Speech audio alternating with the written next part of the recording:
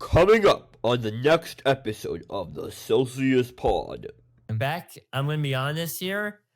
I think it's massively overhyped. Wow. Dexter basically says something along the lines of like I'll always be one step ahead of you because I own you, which is kind of weird to say to a black guy, but you know. Good news. I really enjoyed the first two episodes, even though it hurt to look at.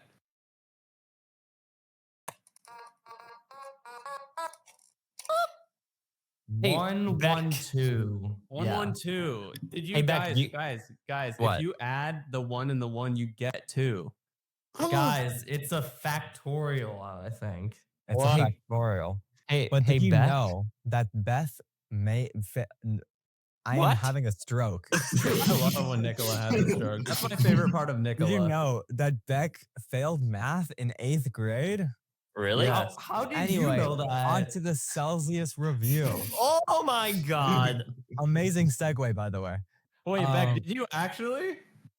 I don't know how you figured it out, but yeah. How did you fail math? Yeah, Now that's I what gotta hear the story before It the was Celsius distance review. learning. Okay. Yeah, How do you that is fail kinda that? Understandable. I mean, it's kind of No, understandable I almost did also, actually. because Guys, you don't could have try. cheated. It's fucking no, it's just fucking like how am I supposed to understand like by reading a book, bro? That's so stupid. We didn't have even a book. We just had Wow. the online. So, Nicola, how was the taste? So I have I don't remember which one you had. I had the or blue Montana. one. Yeah, you had the I blue have one. the sparkling kiwi guava because this is the one that I first grabbed when I opened up my Costco size container. Well, Nicola, tell us the story of why you have a Celsius. Oh, Yeah, why do you have a Celsius? so I have a Celsius because Because it's like I was it's or- 7 p.m. there. You do not need an energy drink to get I through was the podcast. originally well, it's also because I have a physics test tomorrow that I'm gonna need to study for.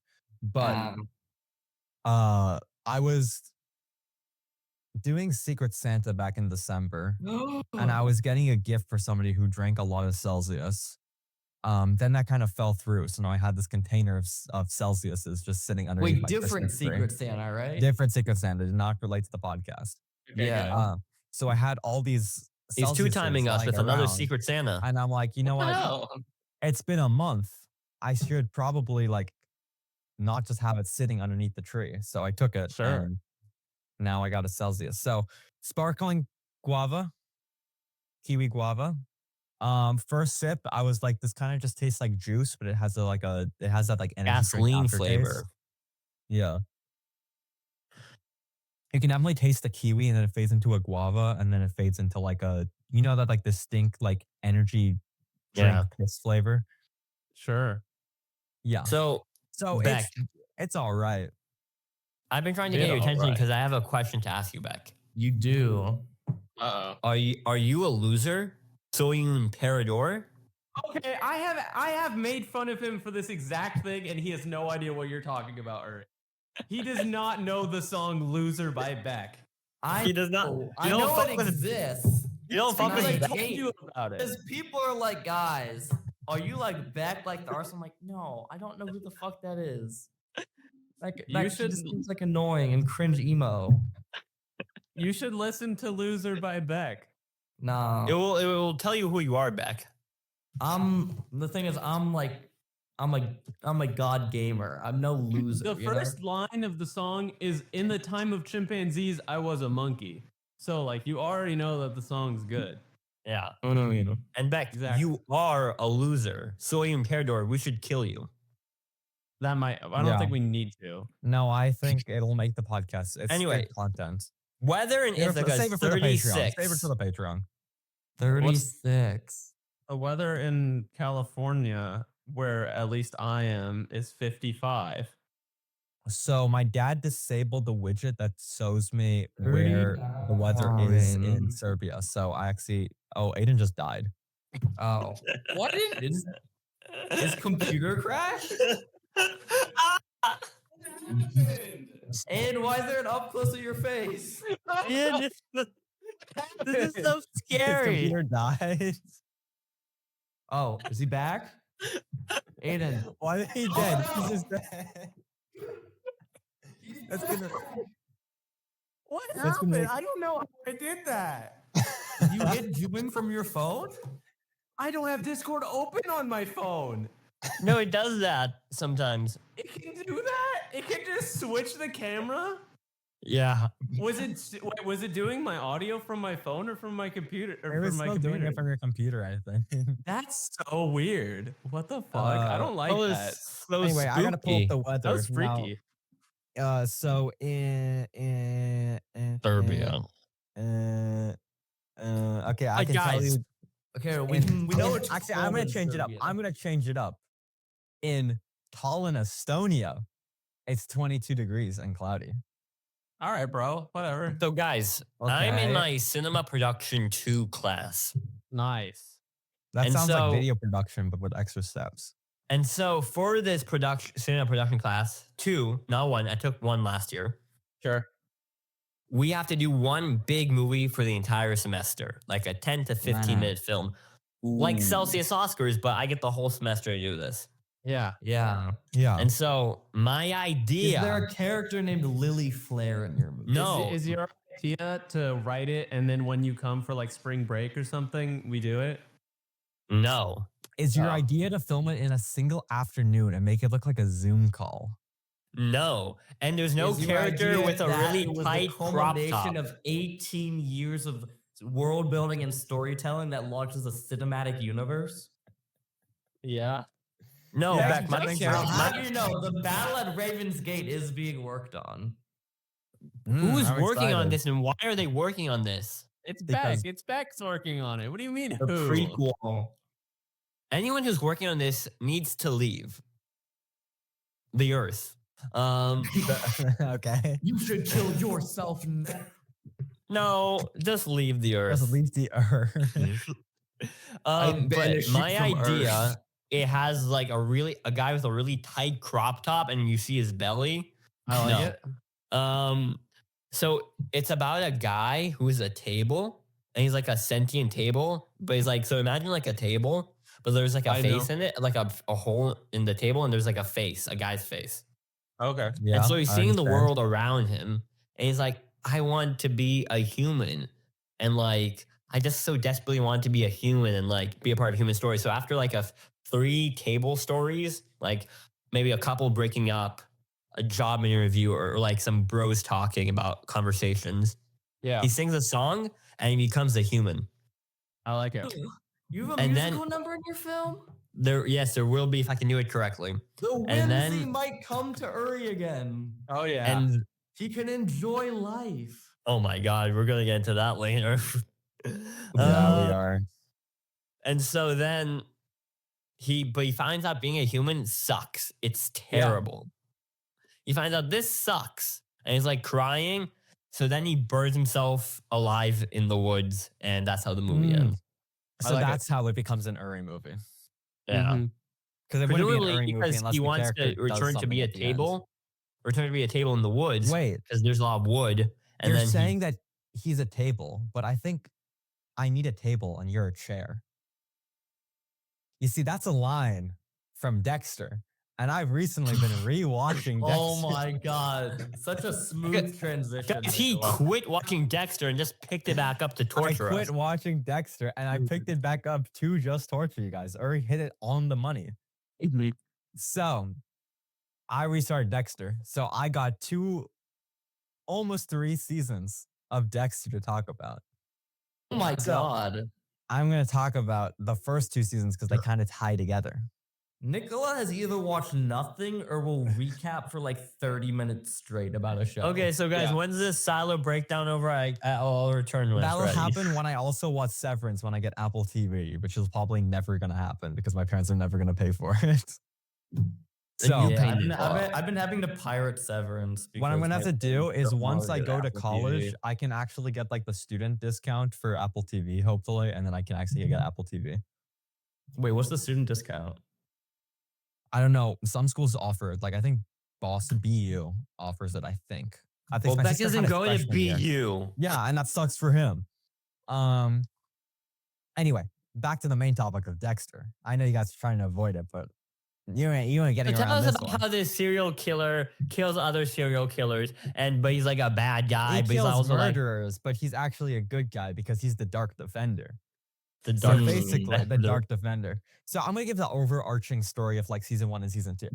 Season 1 follows Dexter finding out about his childhood, and like we kind of come to meet Dexter and learn who he is. But like the main overarching thing is we find out about Dexter's like family growing up, and this guy opened Balatro. You're not slick back. You're not slick back. I see that shit.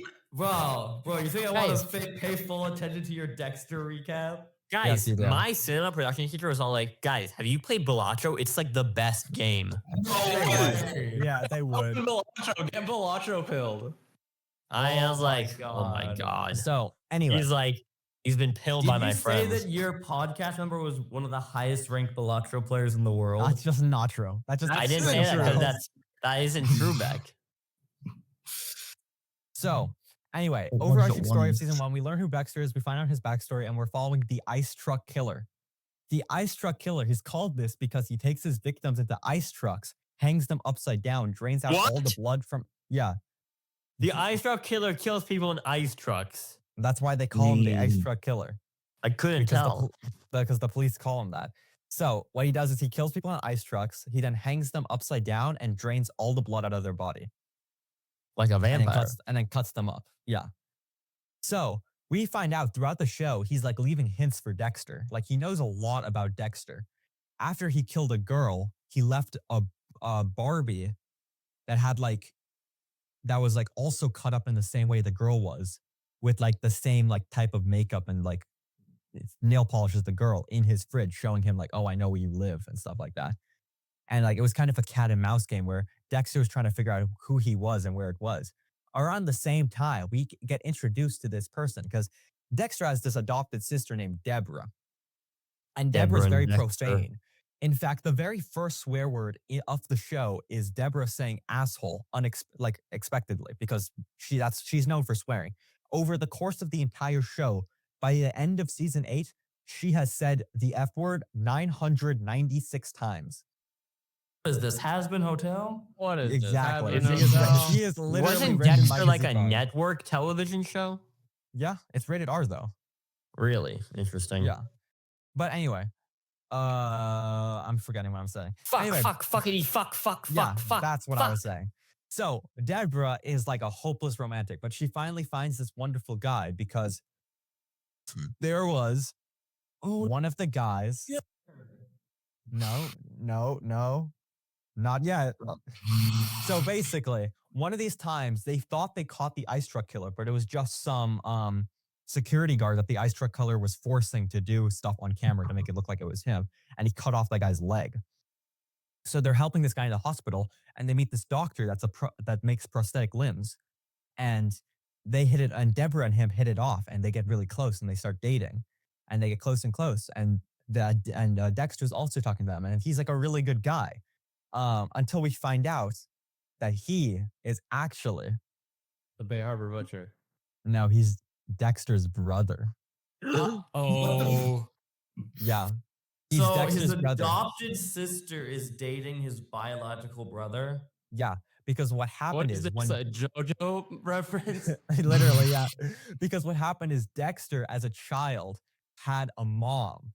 I know, surprising. Bro, I mean, He and his brother, also his had a mom, mom. mom was having an affair with his adopted dad. That's like not even a joke. He was having an affair with his adopted dad, and his adopted dad was getting the mom to sneak information about this cocaine lord. And at one point, the cocaine lord took the mom and the two sons into a container and chopped her up in front of the two kids with a chainsaw. And that's why Dexter and Rudy, which is the brother, are both serial killers because they saw their mother get murdered in front of them as a kid. Naturally. Yeah. Well, the adopted dad found them and he adopted Dexter, but he didn't adopt Rudy, the brother. Yeah. Because he got sent off to the loony bin until he eventually got out, and he's been trying to reconnect. And the season ends with, after he's been leading this on, he captures Deborah, and he's not trying to kill her, but he sets it up exactly how Dexter kills his victims and tries to get Dexter to kill Deborah, saying, just, she's not even your real sister. I'm your real brother. Kill her, and then we can like kill people together. And I actually understand you. I'm the only person in this world who can actually understand you because we're exactly the same. And then That is Dexter true. kills, They're both serial killers. and then Dexter kills Rudy. What a twist. That's insane. Well, Yeah. do we That's know like- who 'cause, the like, ice the- guy was. The ice truck killer was Rudy. Yeah, Beck. Oh. You Beck. dumb. Lack It's of like media Beck, literacy. Beck, imagine this. Because Beck, It was we're so all obvious. I said that. You said, mm-mm.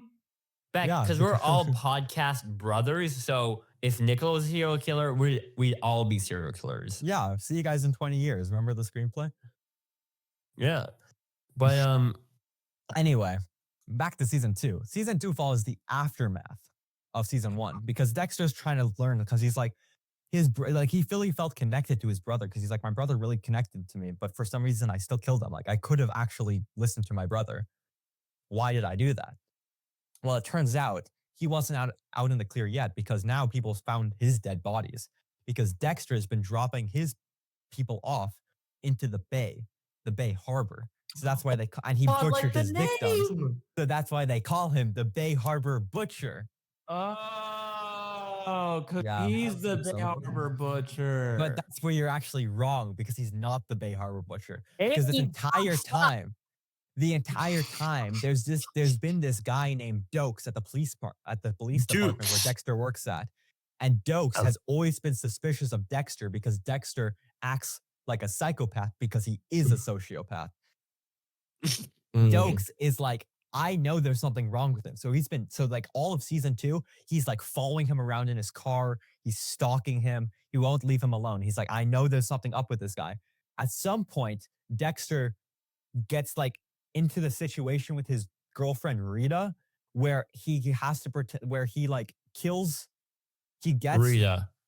not Rita, he gets Rita's ex-boyfriend who is an abusive druggie, arrested and sent to maximum security prisons where he eventually got killed in a prison fight.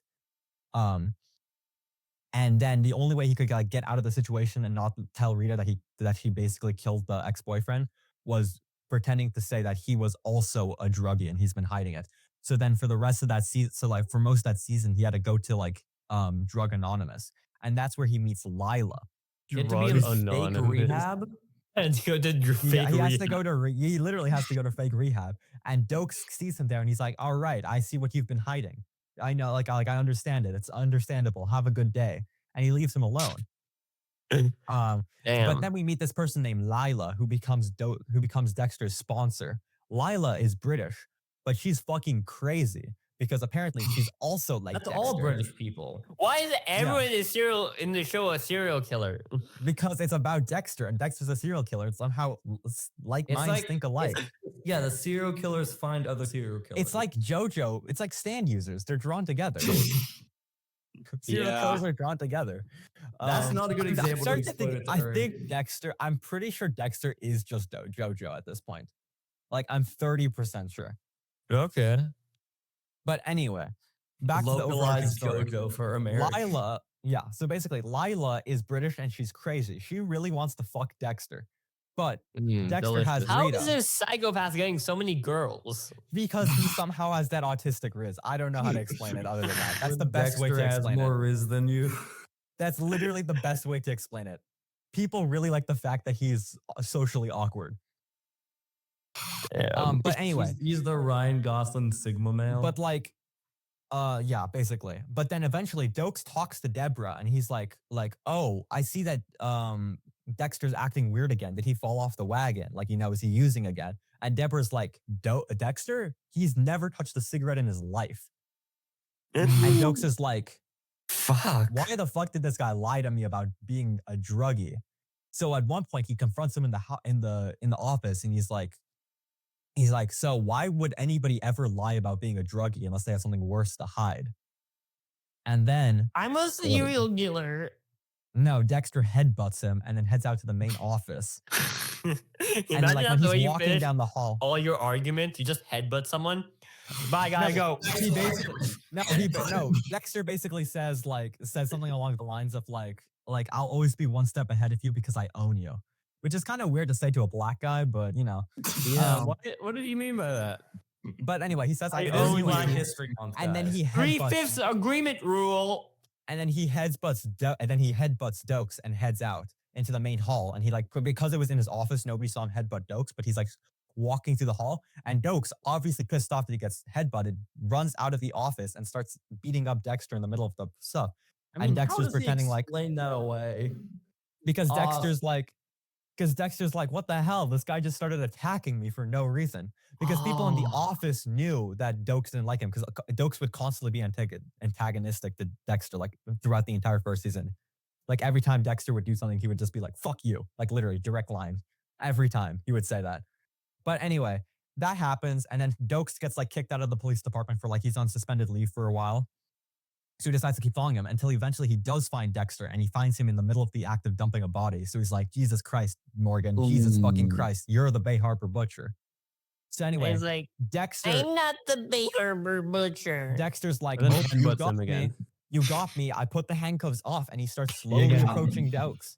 And he's slowly approaching Dokes, but he isn't slowly approaching until he pushes Dokes into the water and gets him in like struggles, and he knocks him out and gets him into a cage inside a cabin in the middle of the Everglades. So Weird. now he's in the cabin and he's trying to figure out what to do with Dokes. Because if you have to remember, Dexter can only kill serial killers. He can't kill an innocent man, and Dokes is innocent. Who put this rule on him? His dad. Himself. So basically, Like because Batman. his adopted dad, dad, The one he Henry, had an affair with? the one that had an affair with his biological mother, yeah. He adopted him, and he saw that what he saw, like he knew that he was a serial killer from youth, because like, you know, he was killing small animals. He was a sociopath. He had no emotions. He was like, okay, my kid's this kid's a killer. So how can I fix this? So he's honing his son to be like, all right, if I can't get him to not kill, let's get him to only kill serial killers, because there's some people that get away from the law. So let's have him get those people. So he trains him to do that. So now he has a code, and his code is that he can only kill murderers. And also, rule number 1, don't get caught. Rule number 2, only get murderers, stuff like that. Well, okay, doesn't rule 1 triumph rule 2? Rule number 1 is the main, which is don't get caught. Yeah, so like rule number 1, like you follow that one before you follow number 2, so you have to kill him, right? What? Like a hierarchy of rules. Yeah, like- rule number 1 is the most important. Do not get caught. Yeah, so he has to break rule 2 to follow. But he can't rule break 1. he can't break any rules. So what he does is he's trying to figure out what to do. And eventually he's like, you know what? I can frame Dokes into being the Bay Harbor Butcher. I can make everybody think he's the Bay Harbor Butcher. So he starts setting that up. Unfortunately, Lila never actually left the country, because apparently she was here on an expired visa, and Deborah was trying to get her kicked out. Because there's an entire subplot of how Dexter stopped doing it because he realized she was crazy. And then she like pretended to get raped by Dexter's friend, so that he would get kicked out and she could get closer to Dexter again. And eventually she stalks Dexter and finds a GPS and finds Dokes in the cabin. And she was like, oh my God, it all makes sense. Dexter's a serial killer, but he's also my soulmate. So then she kills Dokes with a gas explosion. She explodes the cabin with a gas leak. He dies? So Dokes dies. And then the police arrive to the scene, and they find him, and they're like, oh, I guess he was the Bay Harbor Butcher. Though it's overwhelming evidence. The entire time, there's also been this character called Special Agent Lundy, who works for the FBI, and he's really good at his job. In fact, he probably knew that Dexter was the Bay Harbor Butcher. However, there's this, I mean, like, it's never confirmed, but like, it's like, we kind of feel like he knows, because there's so many times when he's like, so Dexter, what do you think the Bay Harbor Butcher would use a location like this? And Dexter would be like, I don't know, maybe it's a pretty good location. And then Lundy would be like, yeah, but he's not that predictable, is he? I mean, this one isn't that good. I mean, am I right, Dexter? And Am I like right? But he would never like say like it outright. But eventually they give up. Oh, by the way, This is how I flirt, actually. yeah, I by don't the way, know. I'm Yeah, very it attractive. actually works though, This because is a fun great fact, place to dump bodies, Lundy, you know? Lundy is like a 60, 70-year-old guy. He starts dating Deborah. throughout the course of this season. I'm not Who isn't kidding. dating Deborah at this Deborah point? dates like everybody Me. because the course of Deborah's character arc through season 2 is like recovering from the fact that she was dating a serial killer and she didn't realize he was a serial killer and she almost got killed, to like finding somebody who like she can actually care about and like becoming a loving person again. And she Beck, finds I out with have the Lundy. girl for you. Yeah. So anyway, Loving relationships, boo. that happens. They're like, okay, Dokes was the Bay Harbor Butcher, but there's one last loose end, which is that Lila got away and she's in Paris. Emily all in the way to Paris? Whoa. But guess what? Dexter Or there was decided to someone else who also was go in to Paris. So it's really funny. The final scene of season 2 is that Dexter flew to Paris to kill Lila. Ah. And that's how season 2 ends. Because Lila is season- now a murderer. Yeah.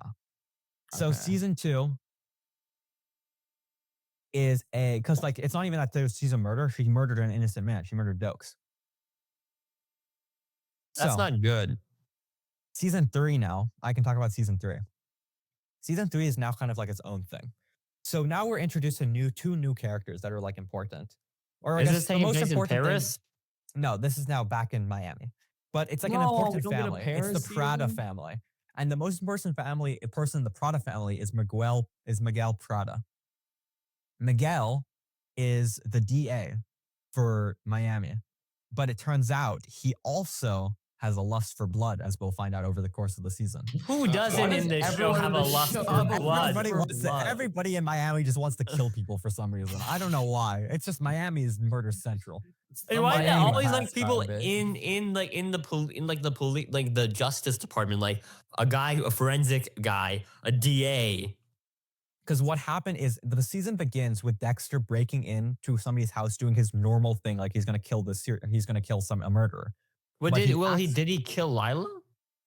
Yeah, Oh. that was the end of last season. Remember, he went to Paris and killed Lila. Oh, I thought it ended Oh, with that- him just going That, like, on the cliffhanger plane. Yeah, I didn't was realize he getting on did a it. plane. No, it literally Yeah. shows him killing her and then going back to Miami. Oh.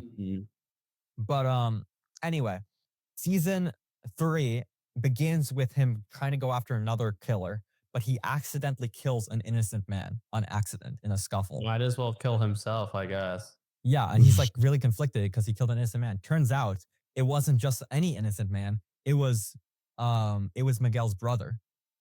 Oh. So most of the season, Miguel is trying to like get revenge against the guy, and the guy he was trying to kill was Freebo.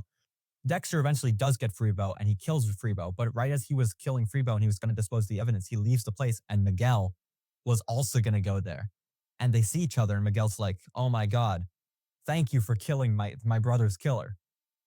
We have to destroy the evidence." And Dexter's like, "No, it's like it was self-defense. You have to understand, it was self-defense." And Miguel's like, "I don't give a shit. You killed my brother's killer." Dapple He's like, Bob would be "Let's "Good go." job." And then over the course of the season, they kind of become best friends in a way. And then Miguel like slowly is like, I kind of understand that you just kill killers.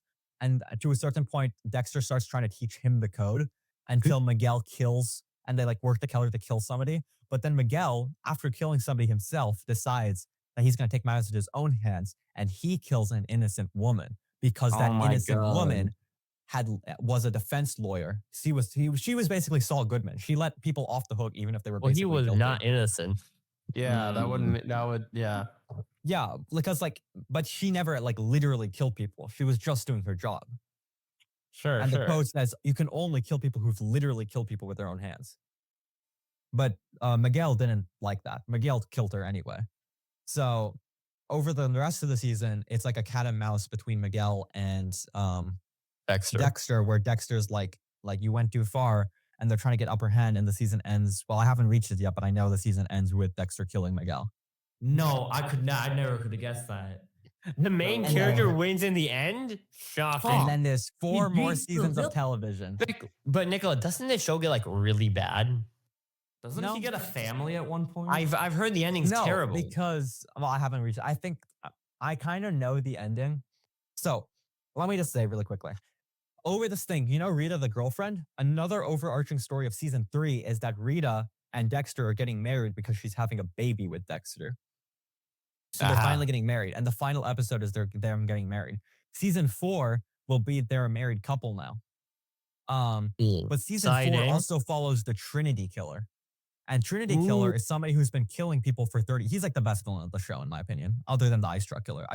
Rudy is like my favorite because he's so charismatic. He's like, I love the actor. He did such a good job. I like him. Season 4, it follows Trinity. Trinity is like a experienced serial killer who's been killing people for like 30 years, and he always kills in threes. That's why they call him the Trinity Killer. And the way he kills people is he kills a woman in a bathtub, he pushes a woman off a high building, and he kills a man. And he like bludgeons a man. That's how he always does it. And he always does those three. And they call him the Trinity murderer. Well, over the main like overarching story of season 4 is Dexter and him. Dexter finds out that Trinity is actually just like him. He also has like a family, and he's also a family man, but he kills innocent people. Not like him. So not exactly like him, but he is a murderer. I feel like that's the key part of Dexter. That he's the key part of Dexter, that he only kills murderers. Yeah. But Dexter is like trying to find him. But what happened is Special Agent Lundy is back because, you know, he's got to solve, because Special Agent Lundy got to solve the case. This is like a high case serial killer. He has to solve it. Lundy dies in that season. Dexter eventually. So Trinity eventually goes in person to Miami Metro and meets Dexter in person. There's this moment where he goes up to Dexter Morgan, sees him in the face, looks at his name badge and says, "Hello, Dexter Morgan," because he knows that now that Dexter Morgan is the Bay Harbor Butcher. Okay. But eventually, over the course of the season, Dexter finally, season 4, episode 12, the last episode of the season finale. Wait, you haven't even seen the season. Why are you talking about it? Because I know a lot of the stuff that happens. This is the last season I'm talking about. Wait until you watch it, Nicola. Last season I'm talking about. Last thing I'm talking about is Dexter finally kills Trinity. And as he's disposing the body, he looks up at the sky and he says, "I wonder if Rita's looking at the same moon as me right now." What the fuck? He does such a murder and he does a cringe ass line like that. Yeah, that's Dexter. This kind of just fucking feels like you, and I don't like you. Most of the time, that's kind of how it is. There's a lot of cringe lines, and that's what makes the show so funny. That's what I love about it, because there's so many lines that just like are kind of ass. Like when, like here's like Dexter's just like, "I'm Switzerland" at one point. Like that's a direct line read. There's a direct line read where it's like Rita is arguing with like the kids or something because they're not agreeing, and Rita's like, "Aren't you gonna say something, Dexter?" And Dexter's like, "I'm Switzerland." Switzerland. I forgot what season is it, but Deborah tells Dexter like "You're a chair," and then Dexter's like confused, and then later on he tells Deborah, he's like, "You know, if you ever need a chair, I'm here because you know you called me a chair," and Deborah's like, "No, you're a chair, and I need a table." And Dexter's like, "What the fuck are you talking about?" Dexter's like also just like, "What the fuck are you talking about, Deborah?" What the fuck does that mean? And then early season, Dokes says direct quote, "You're like a goddamn lizard skating on ice." What does that mean? Exactly. The line reads are amazing. That's the Beck Lyons line if I've ever heard one. I would definitely. Or the very first episode when Dexter is handing out all the donuts. And like, cause he every day what he does, he begins the day by he buys a box of donuts and he gives everybody a donut in the office. And when he finally finishes the donuts, I've sent this GIF many times. He looks down at the empty box and he says, "Huh, empty inside, just like me." Yeah, it's that type of show. The writing isn't that like the first half of season 1. The writing is that bad. It gets a lot better. It's like it's not that bad. But then it gets a lot worse later. But it doesn't. Yeah. But that's a basically Beck ass line. But anyway, he looks into the sky, says, "I wonder if Rita's looking at the same moon as me right now. Like it's looking at the same moon right now at the same time. I would like that." Then he goes home and Rita's dead in the bathtub. Trinity killed Rita. She's dead in the bathtub. No. So now he's like, "I want my vengeance." And then he already killed All right. He already killed Trinity. Oh. But then one of the kids is in the pool of blood, so he's like, "Wow, born in blood just like me." Shut the fuck up. Yeah, that's a direct line. That's a generational trauma, baby. Yeah, and that's the main stuff. Is he sad about Rita dying? Yeah, that's like all of season 5 is basically depressed. The rest of the show is really depressed. The only other like major thing I know is that in the final season, Oh, also one other thing. Remember how he always brings donuts to everybody? There's a really funny line where I think I'm like 90% sure it's on the marriage episode when they're finally getting married, and he's telling Rita like all the people he wants to come to the marriage. Rita's like, why are you inviting the donut guy? And he's like, I'm his best customer or something like that. I forgot exactly, but like because he literally goes to the donut guy's shop every day. He's like, the donut guy has to come to my marriage. But anyway, That's funny. I know the season ends. I know there's like in the final season some type of love arc with Deborah and Dexter, where it's like But they're siblings. Yeah, but they're adopted. But it's like a big thing. Like apparently from the beginning, the actor had always been playing Deborah as if like she secretly loved Dexter and stuff like that. That And then sounds like it terrible. and then it became like an Every woman in actual. this show just falls for Dexter at some point. And then it when they becomes run like out an of act, plot and then it lines. becomes like an actual like plot line, and it becomes like an actual love story at the end of the You season. can't introduce something like that in the last season. Until the last episode, Dexter kills Deborah. No. What the fuck? And then the Okay. episode ends with like people are hunting for. I know that the show ends with like people are hunting for Dexter, but he drives his boat off into the fog, not to be seen again. That's so stupid. Until like- they and bring it's like- back. And it's like left in like the did he ever did he die or did he get caught? 'Cause we never. Well, see we him. know what happens ambiguous. because Dexter Original Sin is And a then TV there's a show. couple things. And then there's now the Dexter original. No, actually, isn't it Dexter? No, Dexter New Blood is New the, is Blood, the and then there's like the backstory. backstory of him. And then Dexter original. I think Dexter Original Sin is the backstory, and New Blood is the stuff. And then Right. now they're also making Dexter Resurrection, which I think is just What a the remake of the show. this is interesting of a franchise, guys. It's a guy who kills. It's good. I'm not kidding. It's actually fucking good. I'm not even kidding. It's I good. can't. It's corny, but that's what makes it has a charm. We to the don't need corniness. more police procedurals. It has a charm to the corniness. It's good. All right, that's my 3 pieces. I'm So, gonna talk guys, about my that's movies the now. entirety of Dexter for anyone who No, stayed. there's like a lot. There's like a lot that I did not mention. So watch the show. You're Watch ever gonna the listen to show. that. All right, I know, and I'll- you can talk about it. But let me Um, talk about my 2 movies now. Okay. Well, Nicola, Fine. give us some breathing room before. Well, no, because I only have like 2 movies, so it's gonna be. So quick. we'll space you out. I only have 2 movies, bro. Oh wait, no, I only have 1 movie actually. So Okay, we'll let him space talk you about out. Okay, fine. We'll space them out. Yeah. That's what I'm going to say later. Let's talk about The Brutalist. Absolute cinema. I've been Okay. hearing. I'm going to be Interesting things. saying. Let me tell you I love, something.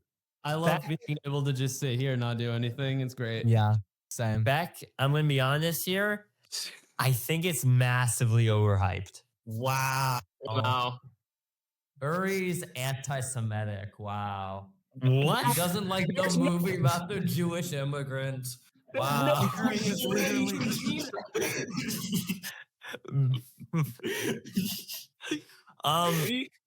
Beck, I think this movie is way too fucking long to be in theaters. I thought it was long, but I also thought it was paced insanely well. I don't know, where Beck. it I didn't feel kind of long for me. I felt the time. I'm gonna be honest. I felt the time. I mean, I I think mean, it's I very much definitely like a love it or hate understand it feeling movie. the time. I don't Personally, hate it. One of these days felt longer than the Brutalist to me. Just because Really? like Fucking guy. This I fucking was guy. not engaged and I was tired. It's like when you watch a movie in a certain way, it I feels think it's longer. like I think The Brutalist is like a love it or hate it movie. I don't hate The Brutalist. I just think it's a bit overhyped and too long. It's like a love it or boring movie. Is I think Guys, a better it phrase is- to put it. They have a 15-minute intermission. no. That's- Okay. Because But otherwise Uri, you have 4 hours What about of the 2 uninterrupted hand job footage. scenes? What about the 2 hand job scenes? What about jacking off in the shower alone scene? Yeah. What about the rape scene, Beck? What about that one? Yeah. Oh. There is a rape scene. Dexter I did not know reference. about it going in, and I was fucking shocked. I was. I mean, I like, wasn't- What the yeah. fuck is happening? Okay, so let's talk about what The Brutalist is. So it's What does the Brutalist represent? What does he stand the thing is- for? there is just a lot of slowness in this movie, but the plot of this movie is so incredibly It's so simple. simple. It's so simple. It's like a very simple movie that they Guy drag out. builds a community center. Okay, it's a little bit more than that. There's a Hungarian immigrant That's after basically the log line. there's a Jewish Hungarian immigrant after World War II, and he's moving to America to help his cousin. And after they help like do a guy's house, a son hired him to help make their father a new library, but the father freaks out and they leave and they don't get paid by the son, and his cousin kicks him out, and All essentially terrible because like the guy who the gift was for was mad because it was a surprise gift, and he was like, "Fuck you! There's a black guy in my house. Kick him out." So he's racist and anti-Semitic. He's hitting all the So that boxes. makes sense. So does all that. So it's and an then Oscar-winning movie. Eventually, he just comes to the guy like, "So I know I said a couple things, you know. Could you build me a community center?" And the guy's No. like, "I am and then because working he at a becomes really obsessed with Adrian Brody's character, Laszlo Toth, which essentially at first I thought was a biopic, but it's actually it's based off two architects. Yeah. So basically, he's working a dead end job with like construction. So like, okay, I need an architecture job because he was a famous architect back in Hungary. So he And takes his on the style job. was brutalism. Yeah. Because that's why he's called the Because brutalist. everybody loves brutalism. You know the British invented brutalism? I looked up brutalism, and like I was looking at the architecture and stuff. I'm like, this shit does not look very good. It looks like a fucking prison. Yeah, I don't lo know. and This behold, brutalism spot fucking looks like sucks. an inviting community center. lo and behold, brutalism was invented by the British. Yeah. No, So- brutalism fucking sucks as an architecture form. I know Have you it's seen Soviet countries? It's ugly as hell. Yeah. yeah. But no, Okay. but in the movie it represents something like more astute, where it's a very craftful art form. no, I understand. Because, Yeah. like, I do understand the architecture behind brutalism. I understand If it. you look at like some brutalist architecture, you can tell that like they can be very beautiful, but 9 out of 10 times they're not. They're just like ugly as just like concrete slabs. Most Yeah. of the time, the architects don't put enough like passion into the project to make it look good. There are good brutalist structures, and brutalism can like work to get like really beautiful buildings, but most of the time it just doesn't happen, which is quite a shame. The one thing this guy doesn't like is passion. Like he goes fucking all Like he's locked passioning in. himself out in the bathtub, in the shower. And, he's but like, the thing is, and he's like Yeah. conflicting with the guy who's like, we need to cut money. He's like, it must be built this way. We must have the light of the church shine down across at noon. Just Yeah. stuff like that. and So so he, there's sacrifices his pay. Yeah. What about this movie? A lot of, surprisingly for how long this movie is, a lot of what sort of the core of this movie is its implications. A lot of it happens kind of Implication? off screen. Because of the You know. implication. Because Yeah. of the implication. Because the thing is, a lot of what the ideas, it's like, did that really happen? And like, what ideas are bringing to you? Because when you boil it down, this movie has a really, really thin plot line. This guy builds a community center, but then he starts beefing with the guy who's hiring him to do it, and he also has to deal with his family trying to get his family to come from Hungary to back to America to be with him, and he's dealing with a heroin addiction. So it is just like Dexter. He does OD his wife. So Yeah. it is it's exactly guys, like Dexter. No, heroin it's not. addiction is bad. I don't think the Dexter had brutalism architecture in it, Nicola. Yeah. I don't know. He might have a I past. don't think Dexter got raped by a guy. I don't know. I haven't watched. But the that thing far is, yet. it implies. I'm going to say this, Beck. Cinematography, amazing. Acting, amazing. I would say the writing for most of it, it's the writing, like the dialogue is all very well and nice, but like it's just a bit too long and slow for me in a bit ways. I kind of felt, I understand how Yeah. somebody could be really entrenched by the whole saga, because it did feel like a whole life we're seeing, a whole saga. I know. Where I'm like, when I'm ending the movie, I was like, God damn, that cousin part was actually a really small part of the movie. Yeah. And then the only problem that I personally felt with it when I was first watching through it was I thought the intro before he started like doing the architecture stuff felt Was a slow. bit long. Yeah. But and so essentially it gets to a point where he gets his wife addicted to heroin, and she does die later. We don't know how she dies, but presumably I think it's heroin. Oh yeah. What do you think of the ending? So this was kind of an issue I had with the ending, because like there's two parts of this movie, and then there's an epilogue, and then the movie ends on kind of a big kind of cliffhanger where essentially his wife, after she finds out her husband was raped, she goes into the house and says that guy's a rapist, and then the guy just kind of like runs away. Presumably he killed himself or ran away. Okay, yeah, no, 100% killed himself. Yeah. That is 100% the implication I got. But And I thought it wouldn't. I kept saying that the entire movie.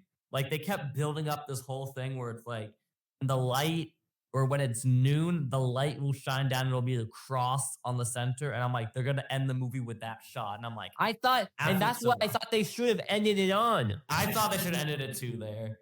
The epilogue like, was not necessary. The epilogue felt just kind of weird and kind of like, I don't know. It's like, I get what they were going for. Like the idea of like, you know, people, there's a lot of this thing where in culture where like say, the journey is more important than the destination. But then his daughter ends up saying, no, the destination is important. And that's how the movie ends. Because I read a little bit about this. This is not my own thoughts because I researched different parts and I went to this like different threads about it on Reddit, and I found a really cool analysis someone did of like how the theme of about this movie is sort of like suffering in silence.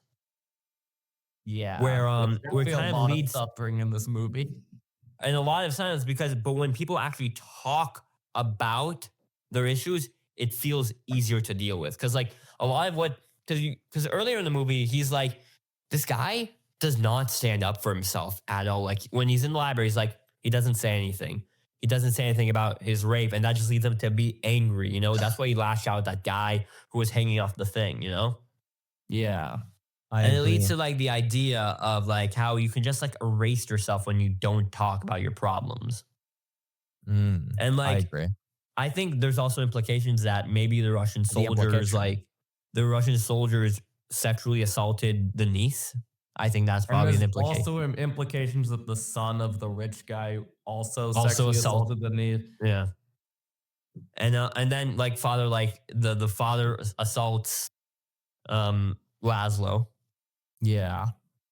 And we don't actually see him telling his wife about the assault. We see kind of afterwards, you told me your darkest secret. Yeah. And yeah, but I think it's a very powerful movie in a lot of aspects. I think the commentary really works. But I feel like they could have told this story in a smaller fashion, personally. Yeah. But I don't know, Beck, what were your thoughts? I thought it was really good. I do expect and hope that this wins a lot of Oscars. Yeah, but now I've now seen I've seen 6. I'm missing 2 best. Was it Picture Nickel Boys and nominees. Conclave? Nickel Boys and Conclave. And I can do Conclave at home, but Nickel Boys, I don't know where to get a showing for it. Have you seen? Yeah. But now that we have this whole AI controversy, I don't know. It's gonna change some things up. Which I'm gonna be honest, I think it's a bit overblown for this movie. I know AI is not that good in a lot of aspects, but for this movie, I'll allow it for the idea of like, I guess actors should do a better job, but like just like enhancing like the dialogue for like Hungarian accents. I don't feel like as that egregious. I know. Yeah. I don't know. I feel like it's inevitable that AI is going to get more popular, but it's just about how you use it and making sure that it doesn't like overtake control of the creative process. I think tiny stuff like, like tiny changes to accents that like don't like ruin the dialogue. That's fine. Yeah, I think like also in like optimization of sort of like the more the laborious side, not the creative side, like just filling out like those shot lists and schedules. Like if you could just sort of like optimize that through like some sort of platform through AI, I feel like that's helpful. But when you get to like more of the creative side, like writing or anything like that, that's when I would suggest you could maybe, I would not be totally opposed to having AI format your work, but not generating your work is more of the idea. I do think it could also work well in like subtitling and dubbing of stuff that like hasn't received it. I know that that definitely is like a bit controversial because like you need to like make sure the AI is tuned to like the acting potential of it, but I feel like And I that'd think be great at making movies a bit more accessible. that is a very true thing because like I think AI could also really help other audiences bridge into like foreign films. Yeah, I've been trying to bridge into foreign films, but like it's such a hard gap to reach. Yeah. Because like the audience, like the entire like way foreign films are like made, because it's just the audiences are so different. It's so hard to bridge the gap. Yeah. So having it be easier would totally be like there are some very good uses for AI. Yeah. And it's like you do have to accept the fact that it's eventually gonna just be a part of the industry. So I would say there's some parts where it's better to embrace it sooner than later. And I would definitely agree with that. I think it could really help in some of the more like not creative side, but more just like restraints of how we connect globally. Because like we got this thing where it's like if we could implement it in a way where like because there's a lot of nations that have their own cinema. Like there's national cinema, and we have this global cinema. But a lot of what national cinemas have to do, they have to sort of like kind of cater their movie to be Hollywood standard, which is more like the global sort of thing. And I don't know if there could be a positive use of AI to help different independent nations, because like you got obviously your big markets for film like India and China, which are more easier to like become a global movies. But then you got like your very much smaller countries that don't really have accessibility, so they have to cater their way into like some sort of Hollywood sanitization for global markets, which sucks because like it kind of ruins the story. So if there's a way to make AI more accessible in this way, that would be amazing use of it, and not sort of like just like creating, I don't know, generating fucking extras in your background. No, or that even looks like fucking terrible. or even like AI to like make translations easier. Yeah. So people Like- can understand it better, or like even like to dub over if you can't find proper dub actors. Yeah, because like I mean, but you can. I mean you Okay, can. yeah. I think it's But like definitely. if we're talking I think like a Hungarian dub of a random Japanese anime from like 1996, something like that, where it's like Like, when you if, go but to also stuff- at the same time, you can have the characters speak in like a language. You can have it dub over in a language, but then have like the original voice actors like actually speaking it, so it's the same sounding voice. because if they could convert some sort of, I don't know, like it seems Because it's easier kind than of- like that. And then like I mean, obviously with the actors' permission, but it's like you Yeah, can't expect the actors to like in any the- use of like- AI, we don't want it to like replace creative people. It should be more as assisting. It should be a tool, not a. because like Yeah.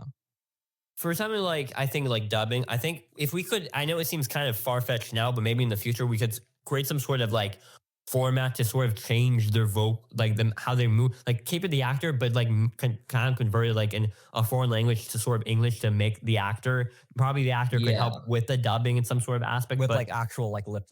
yeah, like and the so we lip-sync could. sounds I better. mean, they are doing things with like the 3D scans of actors, and I feel like if you implement the right technology, that it could work to change something else shape for the dubbing. But future is now. But it definitely will require some regulation in a lot of aspects. Yeah, and the issue a is lot that of the permissions. regulation is probably just not going to happen as fast enough.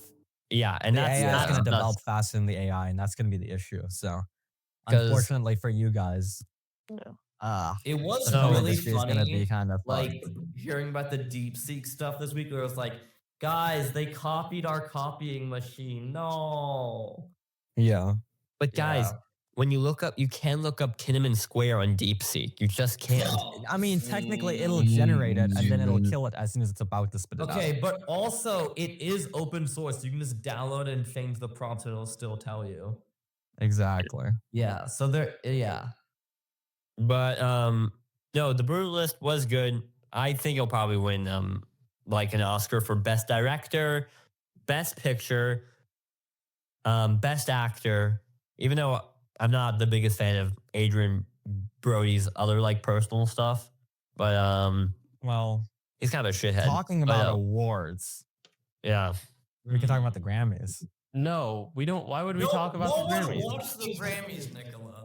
Nicola, I'll give you 3 minutes of Grammys if you have a take. Can you I'm name not three talking things I'm that not happened talking at about the the Grammys. Grammys? You have a All take about right. why Cowboy I can Carter talk- shouldn't have won? Here we go.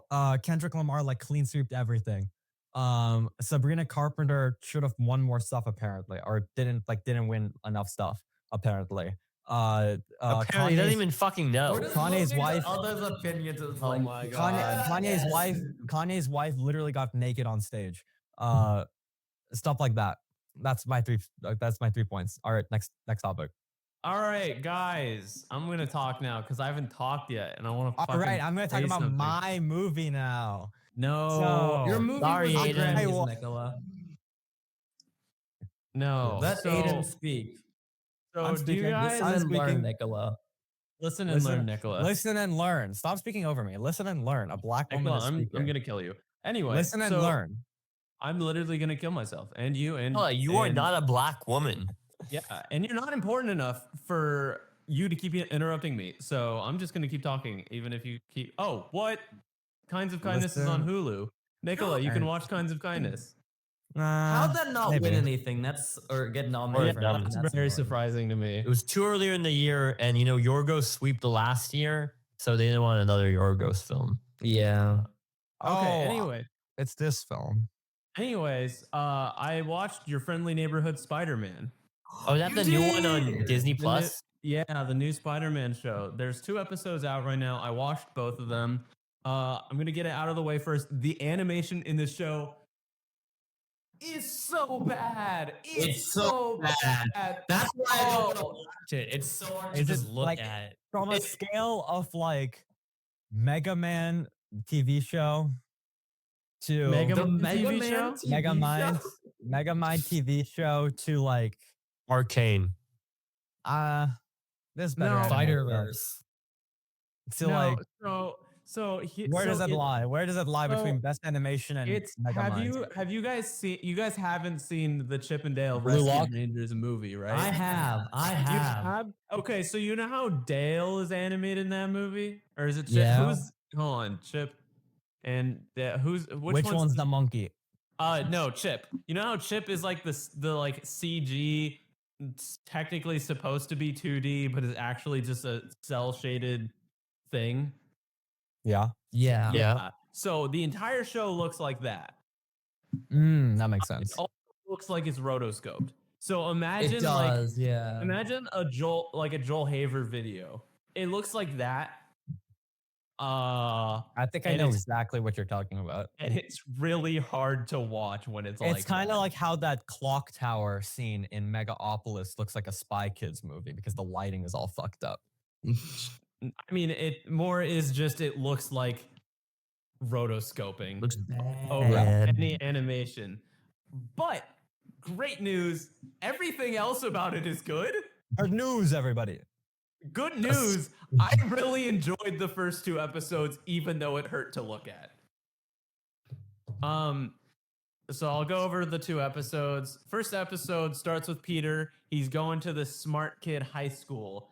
He's running late. Aunt May drives him there and he arrives. And then a thing comes out of a Doctor Strange portal and Doctor Strange fights this thing. We already have Doctor Strange in this show. Very cool. And then Is and this then- MCU? No. Yeah. So like this is what it looks like. You should press. Oh, You should I press see. play. Yeah. you it, should press it play. moving looks. Wait, like, that kinda Loki looks weird. just like Dragon Ball superhero. It looks like a video game.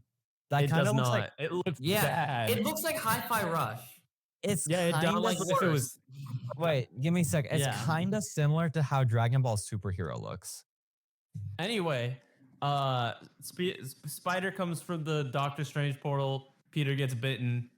Time skip. I thought it was going to be another origin story. We get a time skip. He's already Spider-Man. He gets to school in the new Spider-Man way. He has this friend. What's her name again? Hold on. Let me go to my Google. Snow. It's not Luna It's Snow. not Luna Snow from Marvel Rivals. It's literally Luna Snow. Fuck, what was her name? Guys, I Googled literally every character that showed up, by the way. Guys, I got logged out of Crunchyroll. This is so sad. Uh-oh. What was her name? Luna Snow. Luna No, Snow.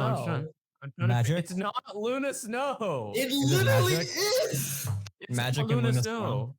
Aiden, you're gonna hit yourself so bad when you realize it actually is just Luna Snow. Who? Like his friend? Peter's friend? Yeah. It's Luna Snow because I Googled her and she was something else. No, Google it's her Luna again. Snow. Is that a porn star? No, no, it's a character. It's a pop idol from Korea. No, yeah, Korea. Korean pop idol from Marvel who got ice powers. And that's about it. And it's not that. I'm trying to figure out who it was though, because there are a lot of. Okay, hold on. Oh, let me was just it go to the- someone else with blue hair? That's what I guessed. You think Beck would know all the people with blue hairs in the show? Holy Yeah, but- shit! What's her Yeah, name? maybe I got this wrong. You're I've not played supposed a to lot be of the- Marvel Rivals.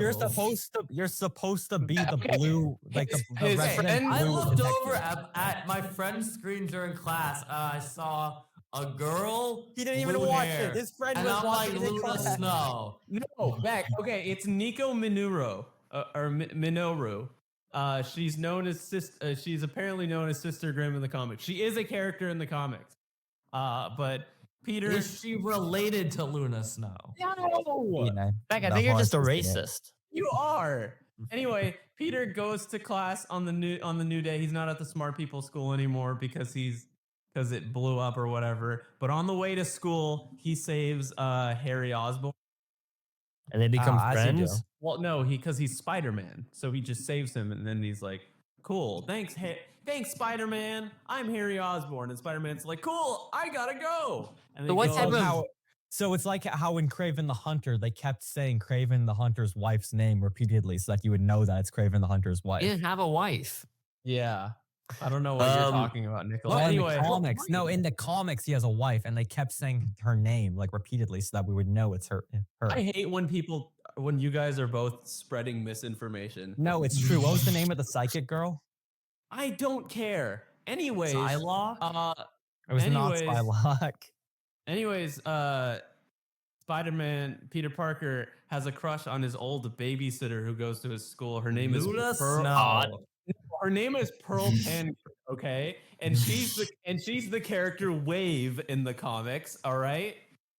Oh, yes, it was Calypso. and when I'm being very serious when I say I googled every named character's name after watching each episode and found out who they were in all the comics.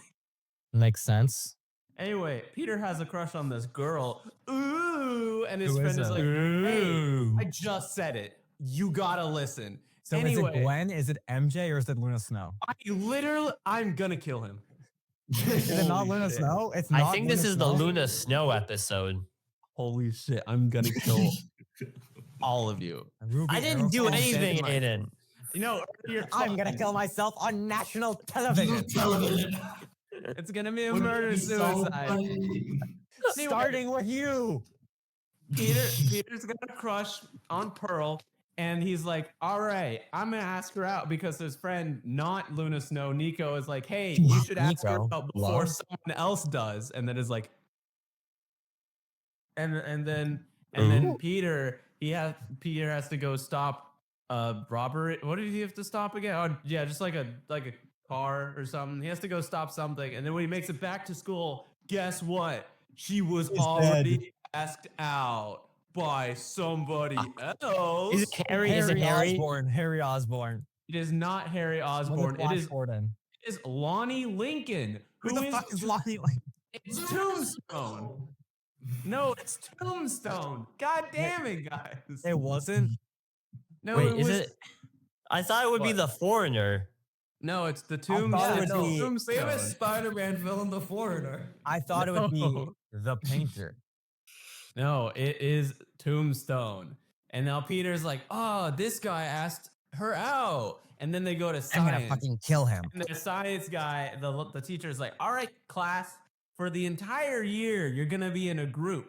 So, but I'm going to let you do it yourself. And Peter's like, what if I was in a group with my crush? Then I could hang out with her and prove that I'm not a little baby. And then Lincoln Lonnie Lincoln's like, hey, I want to hang out with Peter Parker. And now Why? He's a Peter's stuck- nerd. Now Peter is stuck with his crush's boyfriend, and he's like, Drat, I'm stuck with the dumb football guy. The dumb And then- fuck. The dumb football guy. And then the Wait. dumb football guy is actually really smart. He And has then they layers. He has they layers. become friends? Wait a minute. Whoa. Is he like an onion? Sure. Layers. And then day is over. Peter's like, well, what an okay day at school. And then he says goodbye to So- Nico and then Pearl and then Lonnie. And then Peter goes home. I'm still But we- confused. When does Oh. Snow show up? Shut up. Because something really cool happens. When Snow shows up? No! Fuck it! We don't follow Peter for the next like 3 minutes. Instead, we follow Lonnie on his way home. He's sitting on the train and people don't want to sit next to him because he's black. He's walking home and the police pull him over just because he's black. It's like a very out of place, like weird scene that we see. And then he gets home and he's like with his family and he's like doing stuff for his family and it's very cute. And then we come back to Spider-Man. He's doing spider things. He's at a pizza place. The pizza place is called Pizza Time. And then I clapped. And then Peter goes home. And then guess who's at his house? Tombstone. No, it's Norman Osborn. Oh. The He dad? had like a cool ass haircut. I guess, yeah. Is he voiced by the man, the myth, the legend? No. No. Fuck. He definitely seems like he should be, though. We're talking about Giancarlo Esposito, right? Yeah. No. Totally. Yeah, I'm a okay. Willem I totally Dafoe. was not Oh. talking about Willem Dafoe. Oh, no, that's what I thought we were talking about. I think he should be. Anyway, Were we not regardless. talking about Keith David? No. We weren't talking about OJ Simpson? Regardless, that's the end of the first episode. Second episode picks up where the last one ended up. Peter's in his apartment with Aunt May and Norman Osborn. And Norman is like, Peter, you're really smart. Would you like to be an intern at my place of work at Oscorp? And then Spider-Man's like, oh, hell yeah. I would love to be an Oscorp employee. And then the next day he goes to school and he's like, guys, I'm going to be an intern at Oscorp. And everyone's so happy for him. They're like, yay, Spider-Man. Well, they don't say Spider-Man. They say Peter. Woo! And then oh shit, I'm trying to like fast forward the show. Anyway, Peter goes to the football game before the end, before he has to go to the thing, and then he goes to the thing, and he's in a lab, and then he has to go because Osborn said, "Hey, go right to my office when you get there. Tell them go straight to my office, and they'll just let you up." But they don't let him up. Instead, he has to go to this room with a bunch of other interns who I googled each of them. And they're all comic characters. They are all comic characters, yeah. So Actually? we have, yeah. So we have the professor, Dr. Whitman, who is the wizard in the comics. We have Amadeus Chow, who is a Hulk in the comics. Amadeus. We have, who else do we have? We have Asha, who is a Wakandan person who's in the comics, and then there was another character. She's Finesse in the comics. So there was a bunch of characters in this room, and then the guy, he gets mad at everyone, and they all go off to their separate places, and then Peter is like working on like energy something with Dr. Connors, who's the lizard. So they're working on their thing, and then Spider-Man, or they have a 15-minute break, and then he has to go Spider-Man somewhere and has to go fight the fire villain. Yeah. Quick question. Who's the How do we fire know villain? this is the lizard? Does he have some kind of car that he drives around that says lizard on it? No, it's because their name is Connors and they have no arm. In fact, you know what? I guess I mean I wouldn't have gotten that. I mean that's You know quite a what? deep comic cut, you know. Yep. In quick aside, Yeah. you know, it's crazy that the guy from the Brutalist is Craven the Hunter villain. Is it really? Wait, what? The cousin. Oh, He's the Craven the Hunter villain. Just want to mention that. very cool. Anyway, Peter has to go do the thing, fight the bad guy, fight the fire guy, and then run back to the thing. But he's late. He's late for the thing that he has to do, and they all get mad at him. And before he has to present his thing, a security guard comes in and says, "Norman Osborn wants to see you." So Peter's already getting fired on his first day. He goes up all the way to the top floor. We see a photo of Norman Osborn with Captain America, and then he walks into Norman's office. He says, "Okay, Mr. Osborn, I know I've messed up. I know I disappeared for a while, but I can't tell you why. But I really need this job, and I really want a second he's chance. like- And I'm sorry, but I'm not going to mess up again." You're Spider-Man. Yes. Oh, yeah. He Makes shows sense. some video footage of him getting into his Spider-Man getup. He says, "You're the Spider-Man," and that's the end of the episode. So my prediction for the next episode is that he's gonna be like, "Oh, you saved my son Harry! What a good boy you are! Thank you, Spider-Man," or something like that. I don't know. I don't think they're gonna go like with a Green Goblin already. I think they might later, but not now. But right now the show, the show's good. Really? It is actually good besides the animation. There was this one quote from the voice actor who was like, "I was worried that it was Was going it to be too woke." He said it was going to be, he was worried it was going to be too woke and annoying. And my question is, Whoa. what's his definition of woke? Like when they have Spider-Woman, that's too much, Well, man. okay, because a lot of the characters are race changed and gender changed, and this like his best friend is gay, and it's like, That's a and bit we follow Lonnie for a little bit, and it's like, what is your definition? If you were worried that it was going to be woke and annoying, is this not what woke is? Maybe we have a fundamental bad understanding of what woke. It's when the What is neo. woke? What does woke Woke is a mean? different thing for every person. The thing I'm is, just confused on what.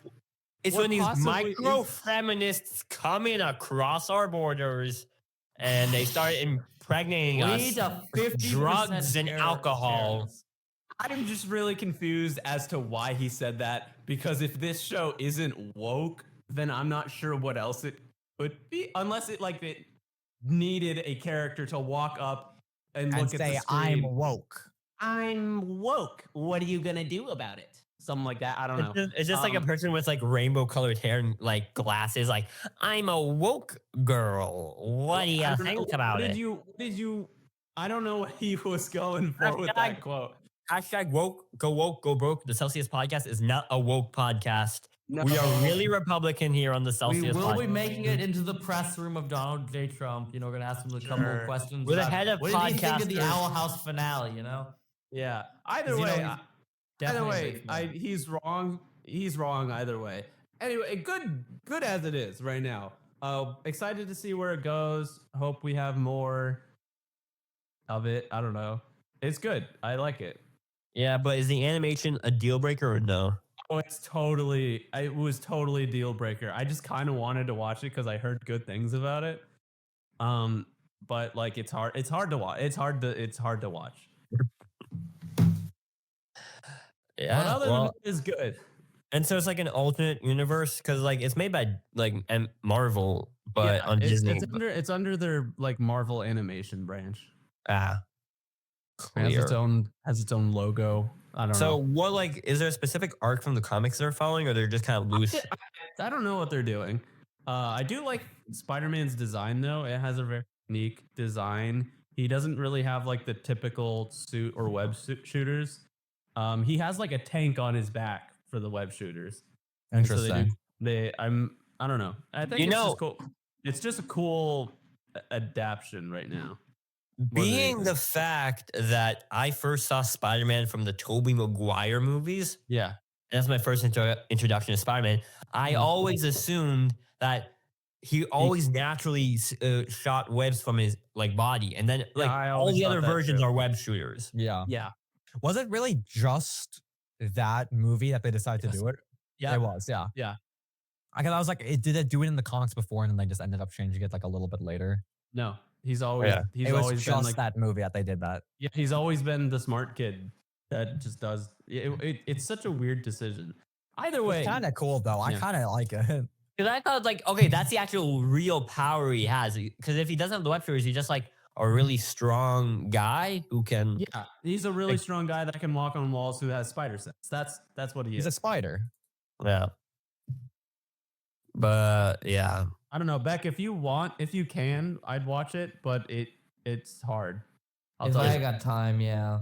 Yeah, Aiden, did you watch any Harley Quinn? I did watch an episode. I still have not catch up, so you can talk about it. So you remember how I said that there's gonna be Floronic Man?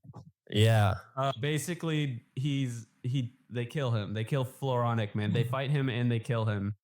Okay. After Harley Quinn, I don't know. They just fight and kill him. And then the B plot is Clayface is also in Metropolis now. Makes sense. And he's doing his one-man show of a reenactment of Pearl Harbor 20 years before Pearl Harbor actually happens. And he's mad that some guy in the Daily Planet wrote a thing about how bad it was. So he becomes the head of the Daily Planet. Like he impersonates him. Is and Superman then- in there? No, he's Oh. on vacation, remember? All right. Yeah. So he's now the head of whatever of the Daily Planet, and also Bane works there now. So that's what God, happened. makes sense. Yeah, that's what The happened. show in is so Harlem. falling off. It's so bad. I want to rewatch like the first two seasons because those are. Yeah. I'm very Yeah. tempted to do it. It feels But like such that's a big all. fight. That's what I've I got have for a shows. I have a theory that they're not going to use Superman because they don't want to use any Superman before the Superman movie. Yeah, that kind of makes that's a sense good though. That point. makes sense. And so I thought this universe isn't connected to the It's James not. Gunn though. It's not Yeah. It's connected to not, anything. but they don't want to They confuse still just don't people. want to do it. Yeah. I feel like that might be a thing that they just don't want to oversaturate Superman before the big guy comes out in the summer. Let's talk, Nicola. You got Yeah. your other movie. All right. Now, actually, first, I want to say while we're still on animated stuff, this Thursday, Invincible starts premiering season 3. Exciting. And Aiden, you have to watch. I've already heard, I've seen a couple, like, no spoiler, like, people have seen it before the show's, like, officially released. And they're saying that this is the best season so far. Makes sense. I'm really excited for it. And I want to know any thoughts on, like, what you're expecting for Well, this season. I know what happens. Yeah, the rest same. of I the also do comics. know what's happening this season. And I think I have a general idea of how the episode. I like, think what I do. part I of the won't story it's spoil gonna- it, but I think I have a general idea of how I it's going think to I arc. know that where the season is going to end. I think I 'Cause it's know gonna be- that the season that it's going to end on the big fight. I'm pretty sure. I think it will, or maybe a Or cliffhanger it's either right gonna be- before. It could Right. either be a mid-season and then they do like a lot this season, but I think most likely it's going to be the season finale. I think it's either that or they're gonna cliffhanger it or something. I don't think because like the whole. I see exactly how they could cliffhanger the ending battle, but I like if they did it that way, it would be so Okay, hard because to wait for another season on that cliffhanger. Yeah, would be you really rarely hard. cliffhanger a battle. here, I think episode they're gonna build it up, but episode like 6 and 7 is like the really big, that fight, and then like you know what I'm talking about, Nicola, like the other big one, yeah. the other marks, yeah, and then this episode 8 is like the big, that The fight. ending. Yeah. I could see that. I can definitely see that. I think season 2 was definitely like sort of a connective season between the ending of season 1 and like the idea and like the battle of like, was Angstrom Levy of season like 3. It's definitely a connective season. So this is a season where shit starts to break down. And then season 4 is probably when he's going to like, leave. And I think it's gonna start being like it's gonna be the part of the comic where he really starts coming into his own. yeah, because we're going to finally see the blue suit which was And we're gonna. finally gonna see that Mark isn't, dying every episode. Yeah. He's no But longer like actually he's actually trains. he's gonna actually be invincible. Yeah, and so it's very exciting. I'm excited. It's a franchise that I've grown to love, and I'm excited.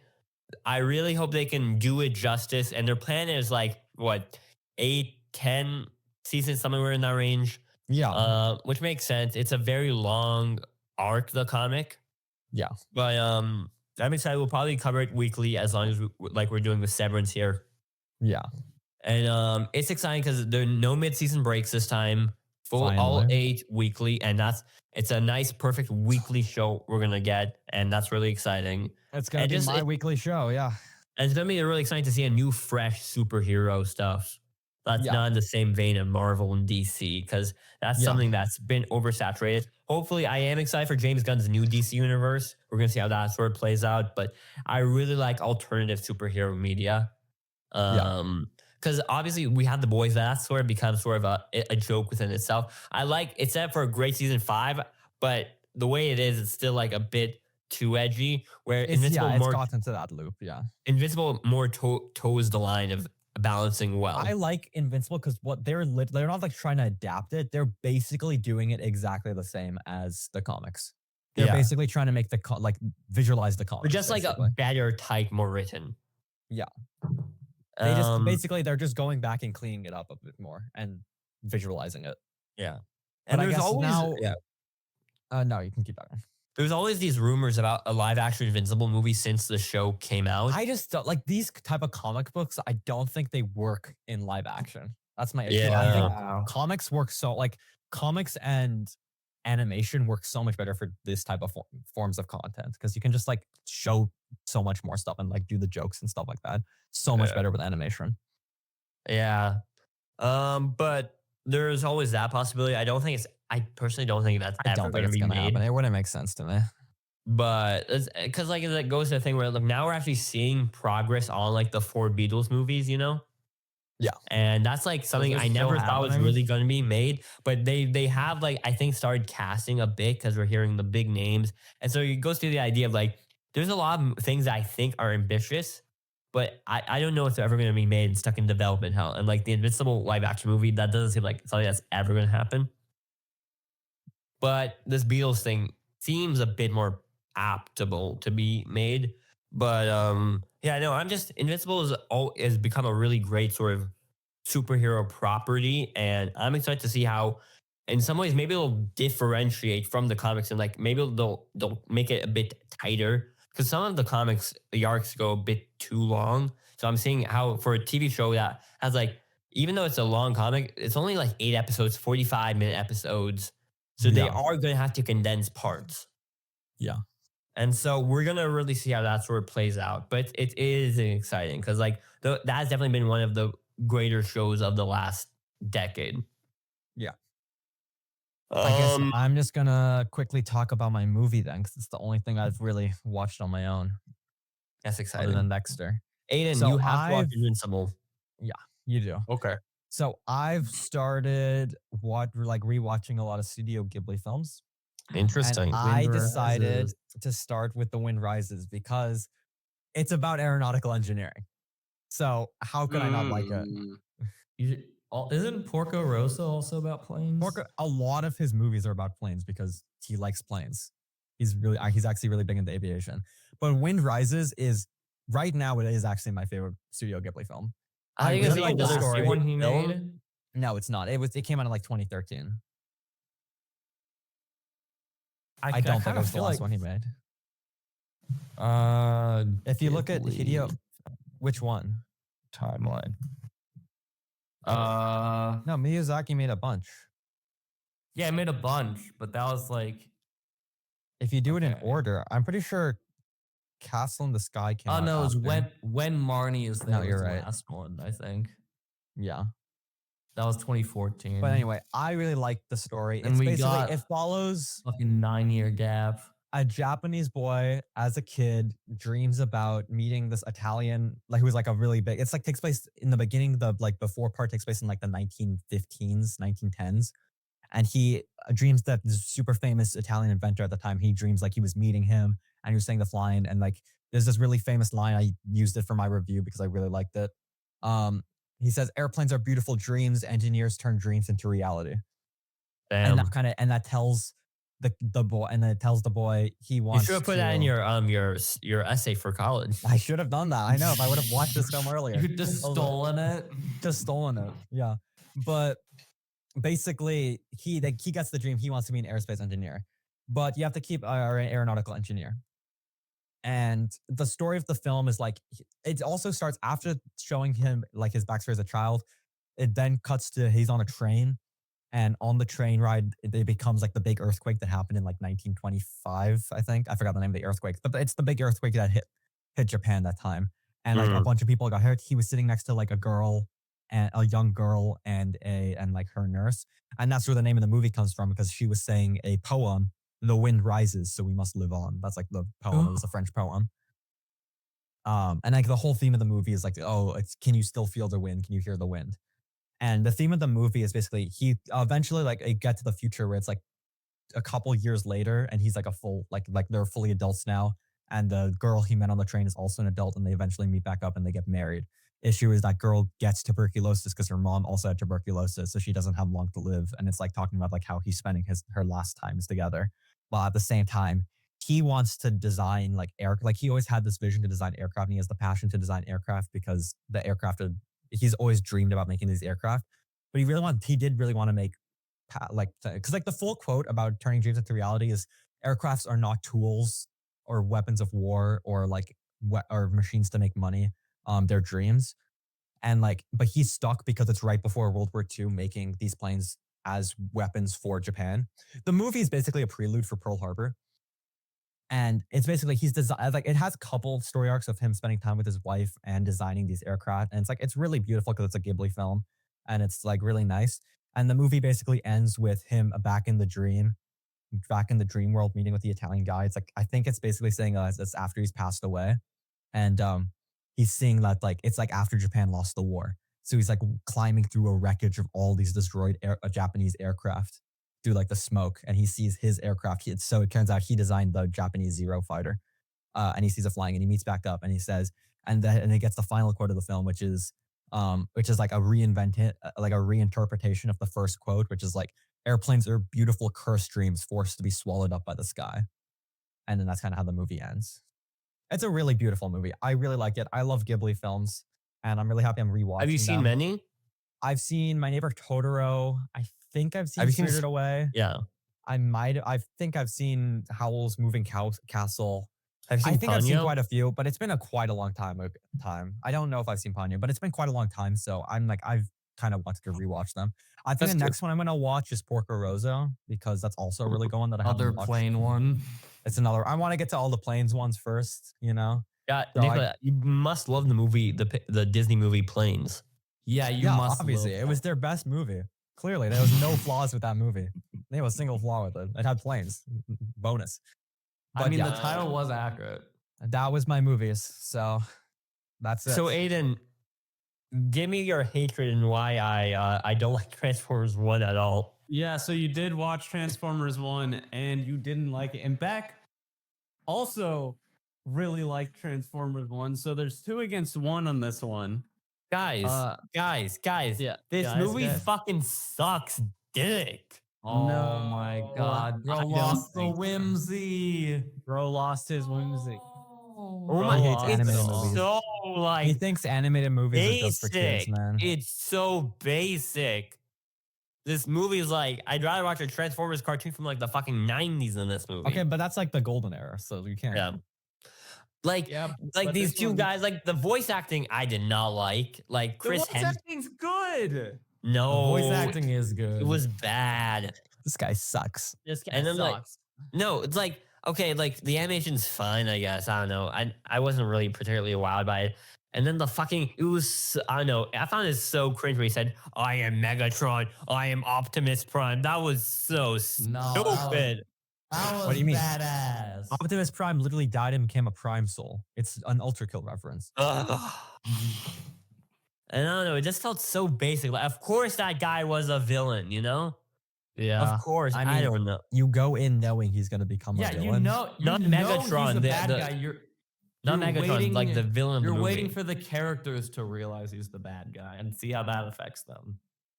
I don't know. It felt like just standard fare, like a movie. Like there's nothing really Yeah, but it's interesting about it. enjoyable and it's a good movie. Have you seen Nicola? As somebody who's Coming never from the watched American- this, never show, seen the film.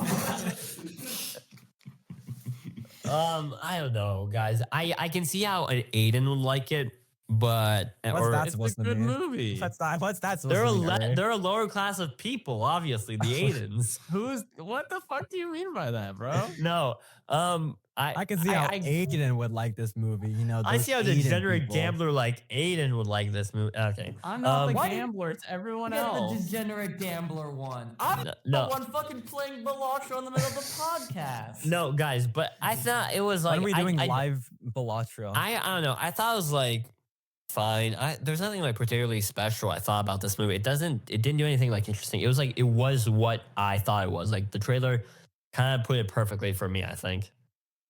Yeah, I thought it was like Interesting. fine. Like there's nothing that particularly interesting, so I don't think it deserved an S. So I'm gonna go shoot myself, I guess. Well, you like should it. have watched it, so you could have. So you Yeah. could have made it for the polls. It would've- Speaking of watching films for a reason, not for enjoyment, Aiden, why did you watch that random 2025 release?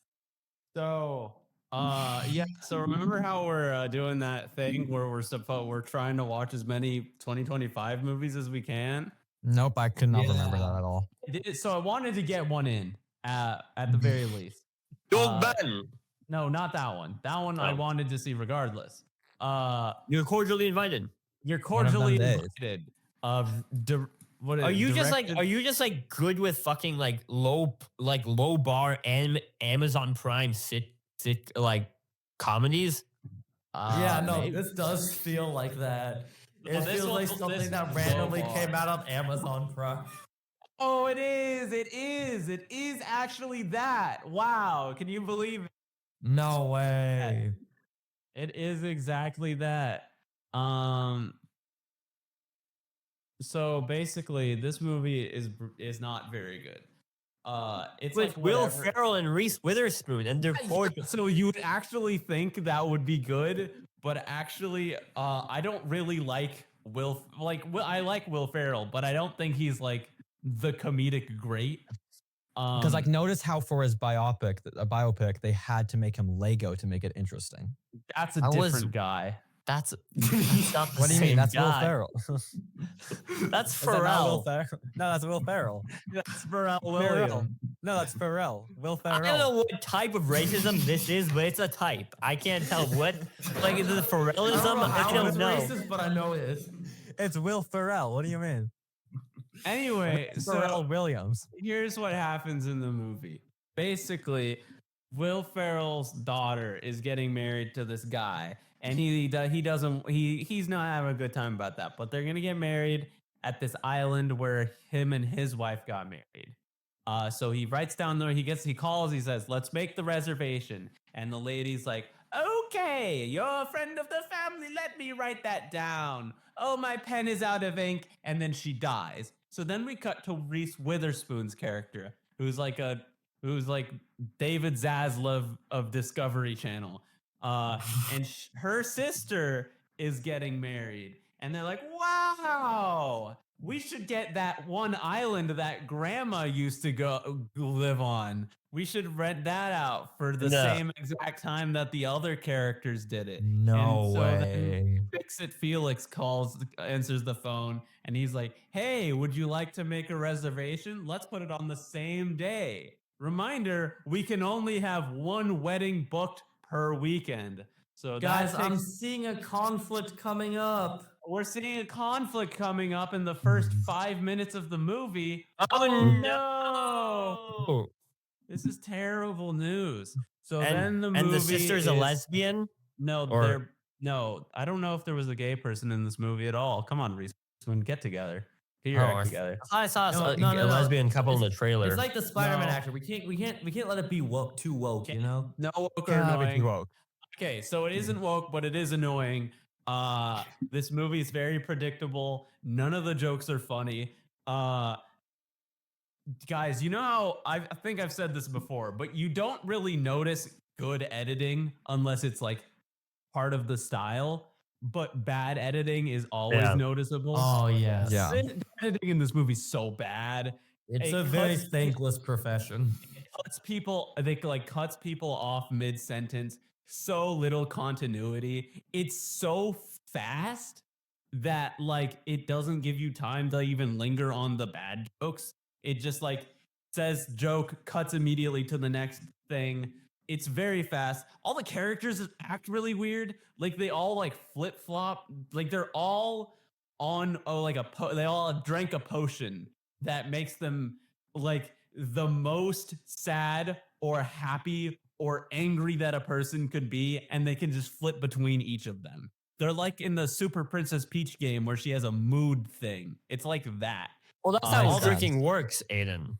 All You the know that. characters are like that emotionally. None of them are fun to watch. They're really annoying because it's basically like, oh, she called my daughter a whore, so I'm gonna get them all wet with water. Oh, they got me all wet with water. We're gonna ruin the cake. Oh no! I wrestled an alligator. It's just like so dumb. It's so dumb. And you want to hear and here's what happens. Reese Witherspoon's character thinks she sees the guy the groom kissing a bridesmaid, so she tells Will Ferrell, and Will Ferrell believes her, and he tells her daughter, but they were actually wrong. And then the daughter gets mad and they leave and they don't get married. And Will Ferrell gets really depressed. And then he wrestles the alligator, but then Reese Witherspoon is Is like, this the second alligator that he's had to wrestle? this is the same. This is the first alligator, the only alligator. Okay. I just wanted to bring that up earlier because it's in the poster for it on Amazon. That's how important this. That's the 27 one funny alligator joke they thing. have. It wasn't funny though. He just had he wrestled an alligator, and he's like, Funniest thing I've "Oh, ever seen. wrestled an alligator." Whoa. But Reese Witherspoon's sister, I don't remember any of the characters' names. She's like, "Oh, my wedding was actually great." And then they're like, "Great, so let's go reunite you with your daughter because she won't talk to you." And then so they drive to the daughter, and then Will Ferrell sits down, has a talk with her, and then they rekindle their relationship. And then we get a post-credit scene where Will Ferrell and Reese Witherspoon are together or whatever. That was like a really obvious thing that they were like setting up the entire movie with such little payoff. Not funny, not good. One really weird thing is that there's more than one incest joke in this movie. Interesting. Even one is pushing it. So Truly the mark of a great film. This is So- Rick and Morty. It's So not wait, Rick do and you Morty. think it's worth winning an Oscar in 2025? Well, this is like No. Amelia Perez. So we're gonna have this- to rank this at the end of the year, Aiden. Yeah, what was the song that they were singing? Why can't we be friends? Why In- can't we be? It's the song Islands in the Stream. So here's some lyrics from the song. Tender love is blind. It requires dedication. All this love we feel needs no conversation. We write it together. Making love with each other. So Will Ferrell and his daughter sing this song together in the movie. And he also reveals that he sang it to her as a bedtime lullaby. So this is just real fucking weird. And that comes up like twice or thrice or whatever. There is one other. This one doesn't really count, but stood out to me. So Will Ferrell's character is named Jim, just Jim. And when they're doing their wedding vows, the daughter says, "I'm your Pam to your Jim," which is like, okay. They're It's making an an Office office reference. it's an Office reference, but if you also have that line in the movie, change the dad's name. Because Also- now it just connects to the incest joke again. Also, Will Ferrell was in The Office. He was also in The Office. That's also true. Yes. So the Office exists in this universe, but it's like an alternate one where some He was guy never. looks No, I think very he much was. That's why he was making the reference because he was actually in the show. He didn't say that. He didn't say that. It was his daughter. Oh, This- maybe this- she was just like saying, reminding him of his glory days. No, because he said it to her husband to be. It was to the fiance. It was her. It was in her vows. This movie's Maybe not good. Maybe she just remembered watching him in the office. This movie's not good, guys. Aiden's Um, crying. It wasn't. I mean, I couldn't give it lower than like 5 because it's like painfully average, right? You said 5. Like I couldn't give it lower than 5 stars. No, 5 out of 10. Five big booms. Boom, boom, boom. It's just boom, whatever movie. boom. Is whatever merit. Like it's not like crap. There's this one thing that really irked me. There's a scene where Peyton Manning shows up for some reason, and Reese Witherspoon's couldn't character even is like, believe- "Hi, I'm Margot," and he's like, "Hey, nice to meet you." And then the camera cuts to the his other side mid sentence, and then he just says, "Hey, Peyton," and then it continues the sentence. It's like, why it did breaks Peyton the 30 Anderson degree- say his own name? That's It what I'm breaks- confused about. So He it just- breaks the No, 30-degree rule. What I am saying is he just says his own name out of nowhere, no reason, and it makes no goddamn sense. And it also No, like it does not break the 180-degree rule. Nowhere did I say that it breaks the 180. you said that it cut to the other side of him. just to the other side of the conversation. You just weren't clear. I'm sorry. know. Aiden, I don't think you're an intellectual enough to understand this movie. This movie So- wasn't very good. This is definitely the type of movie I'd walk in on my mom watching. Just was like, Yeah, there was something else that I was gonna say, but I forgot. So because it- let's talk about a movie Aiden watched that I didn't even know existed. Dog Man. What do you mean you didn't know this existed? how do you What not do know you- that? I did what not are you even- talking about? We only found out about this in like in the last week. You're actually Oh insane. my Ray. god. You're Yeah. you're This actually guy does insane. not watch films. this guy Like, doesn't watch movies. so is it this like- is why you're losing? Is this like a prequel to Wolfman that's coming out? Are you sure that you're a film major or a Guy is Are you fucking sure that- gaslighting us. Wait, no. So this was a prequel- Let's let other people talk before I keep going, because that's my last. No, Aiden, you have to continue talking. But then I No, have you- nothing else to talk We're about. delaying Dog Man because I will Okay. watch it this week. Fine. Oh, you're not. Uh, oh, I can't talk about it. Yeah. Damn, I was really excited to talk about Dogman because it's I- actually really good. Fuck yeah, I might Well, have you to can watch talk about it Dog with Man. me next week. I might have to watch Dog really- Man for You're this. not I'm really afraid you're not gonna find it as funny as me and Yair did because we were laughing the entire fucking time to the stupidest shit. It's your Aiden, toddlers. Don't worry. Yes, We can fix that. You fly down to Boston, we'll watch it together. perfect? Alternatively, you fly here. That would work better for me personally. It would work better for me if Alternatively, you I came meet down up. Well, I here. have to watch Dog. I think I might have to watch Dog Man this weekend. I guess. Or you're not Um, gonna like it. You're just not gonna like it. Someone told He me has I was no ones talking to with enjoy. someone, and they're like, "Yeah," I was like, "What were you doing?" Yeah, we just came back from the theaters. We watched Dog Man, and they really liked it. You were So like I a was- good No. man? Is it a prequel to Wolfman? No. Again, No. as somebody who has It's a spin-off of Captain Underpants. I think it's a prequel to the new horror movie Wolfman that's coming No, out. it's a spin-off of Captain Underpants. And I think I know a little bit better than you what this movie is. As someone who hasn't watched the movie, As someone who's never seen the movie. Okay, let's talk about Severance. Let's talk. Sure.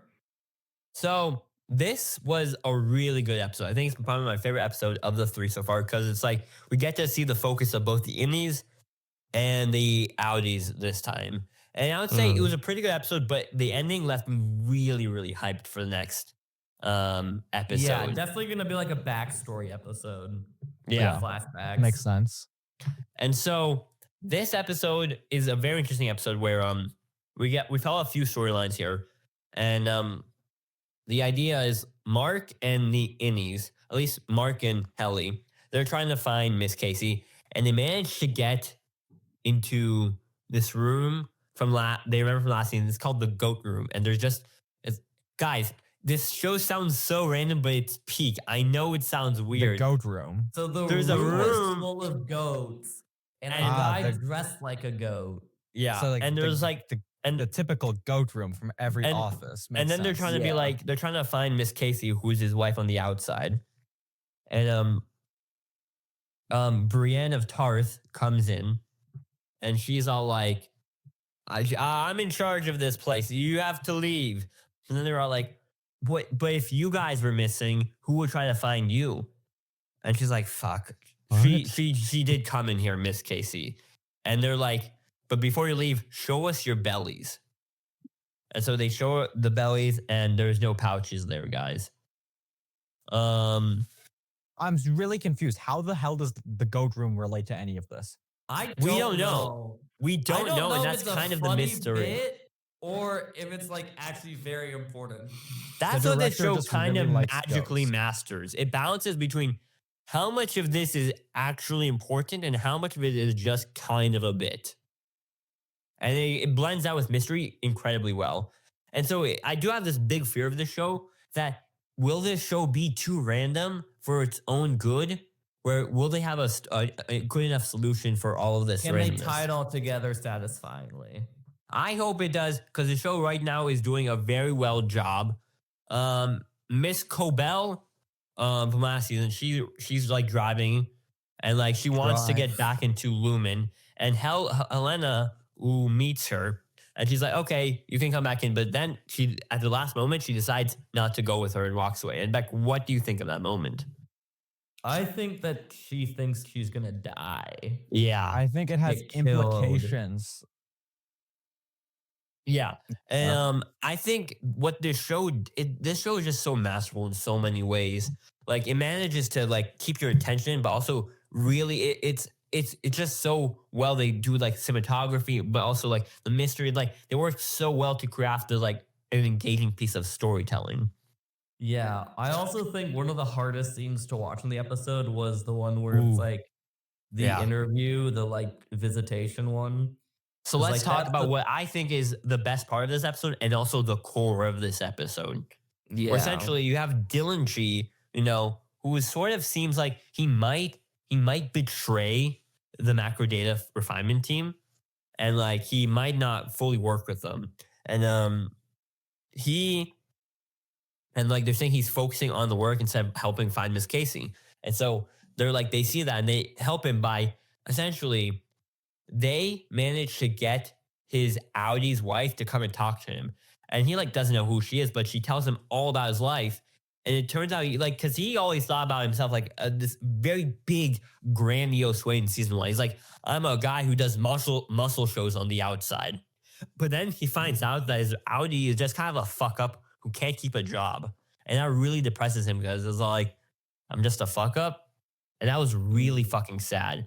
Because then we cut to the outside where he's like taking care of his children.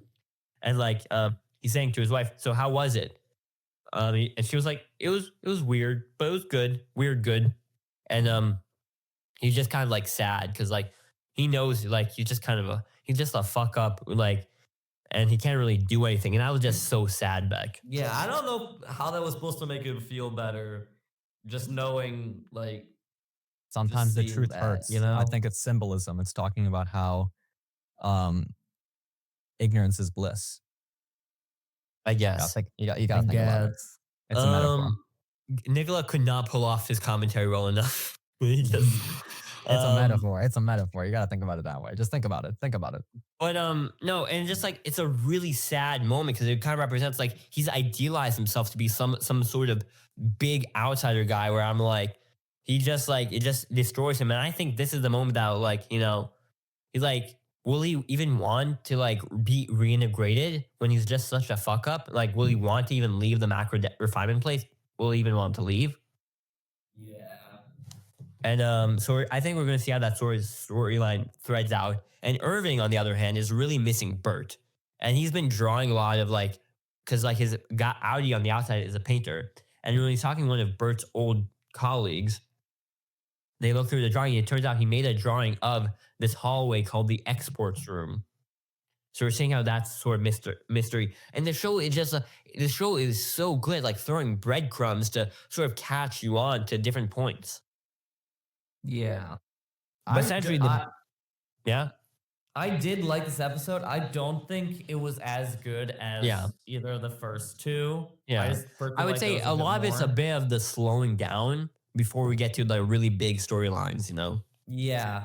Slowing down. And then also a lot of it felt kind of random with the goat stuff where it's like, I don't care about what this is or why this is happening. I don't feel like it pushed anything forward. I thought it was an What do you interesting mean? scene. It was the goat room.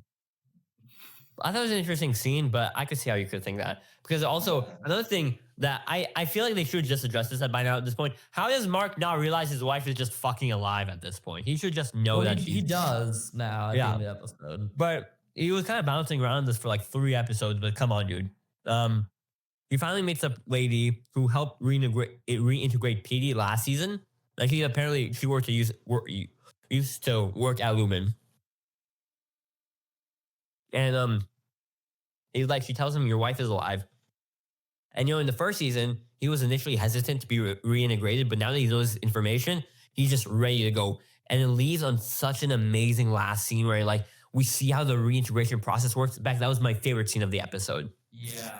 Seeing how it like works, and that's a cliffhanger. And I'm so excited to see how like I really want an Audi Mark S to be inside Lumen. Yeah, I feel like that would, because also like I don't think he could pull off acting like any Marcus. Yeah, because there are different mental states he could not pull off. Like, because what's so great about Adam Scott's acting, he is able to make Innie Mark and Audi Mark seem so different. Like in a way, like they're not the same person at all.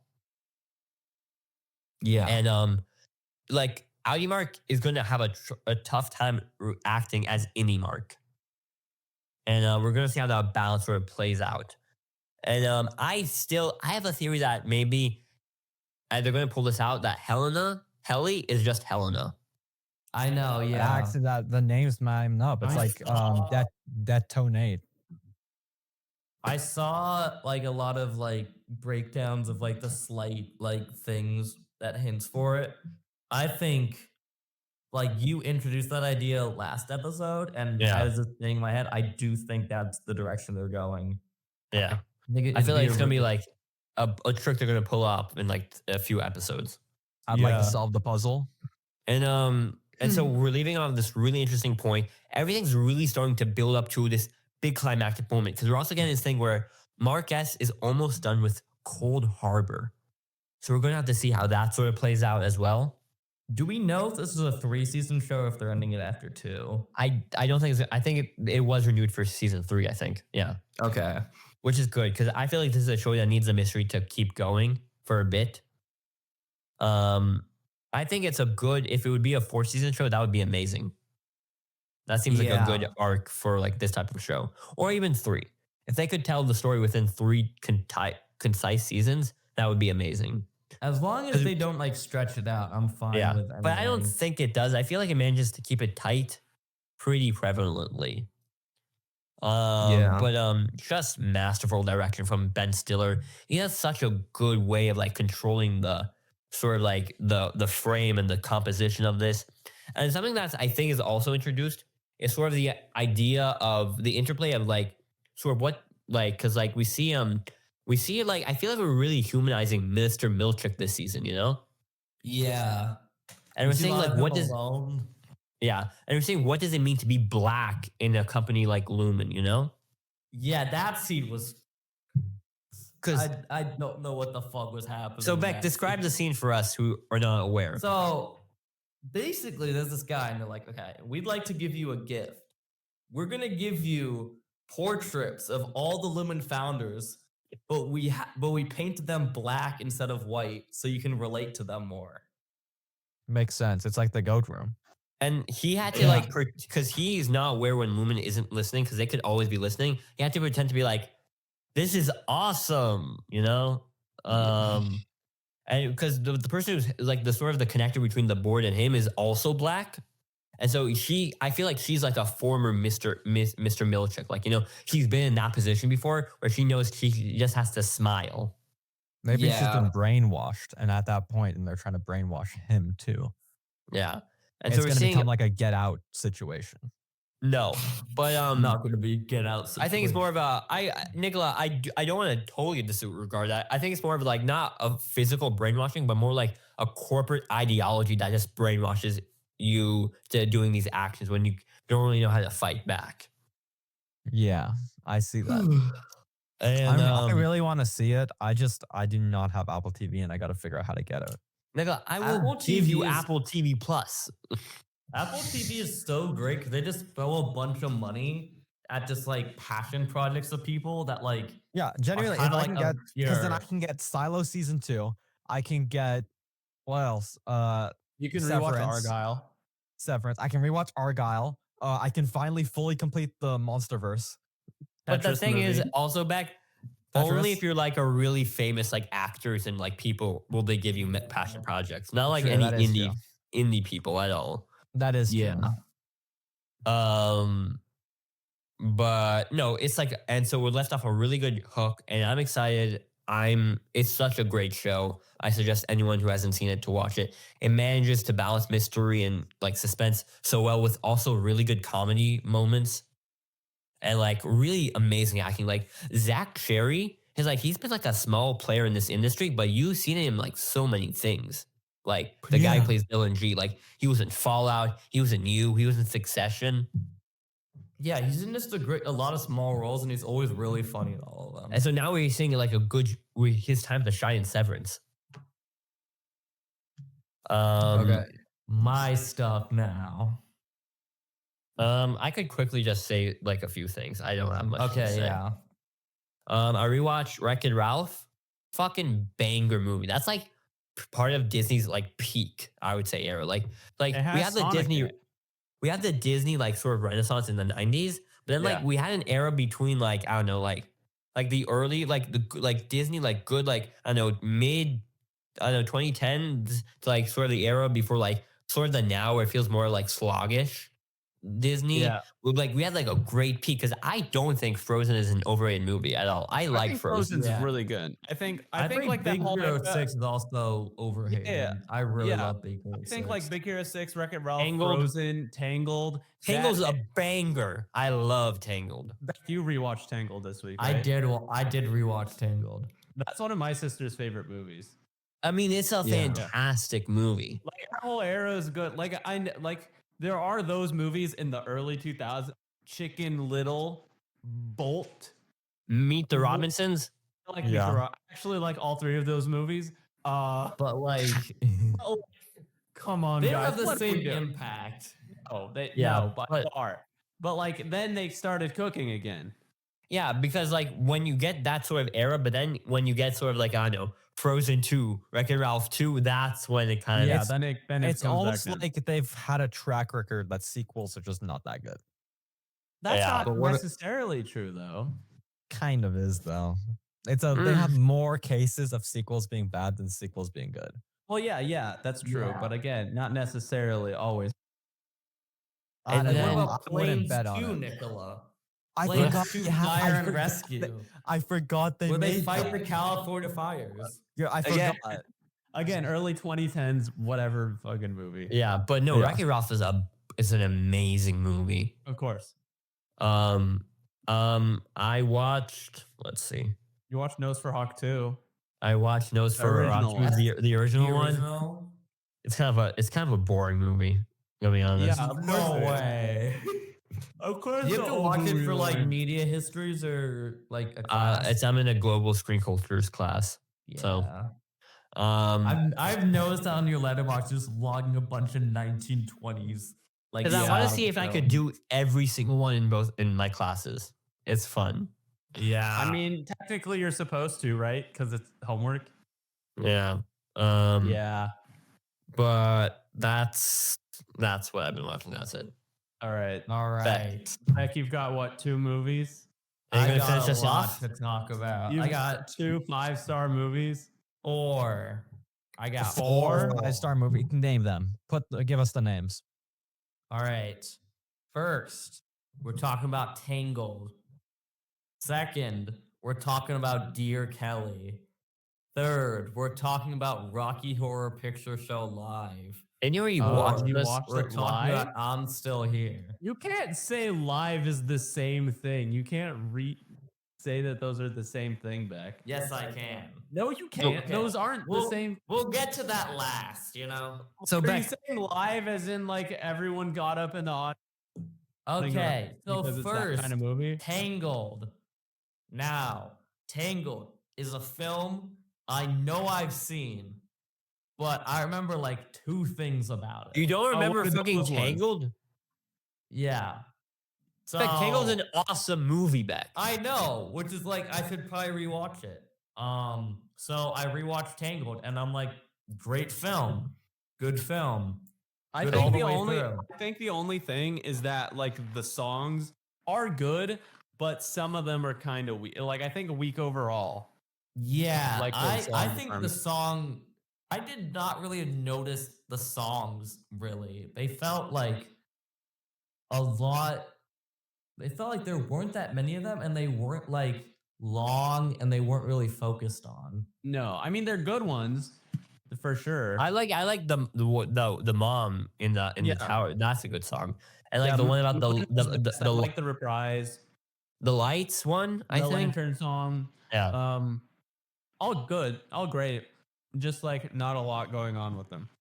Yeah. Yeah, Beck, I saw you rated Wonder Seed finally. Why? I did rate it because my friend was looking through 5 stars, and I'm like, oh, I need to have Wonder Seed on there because fire.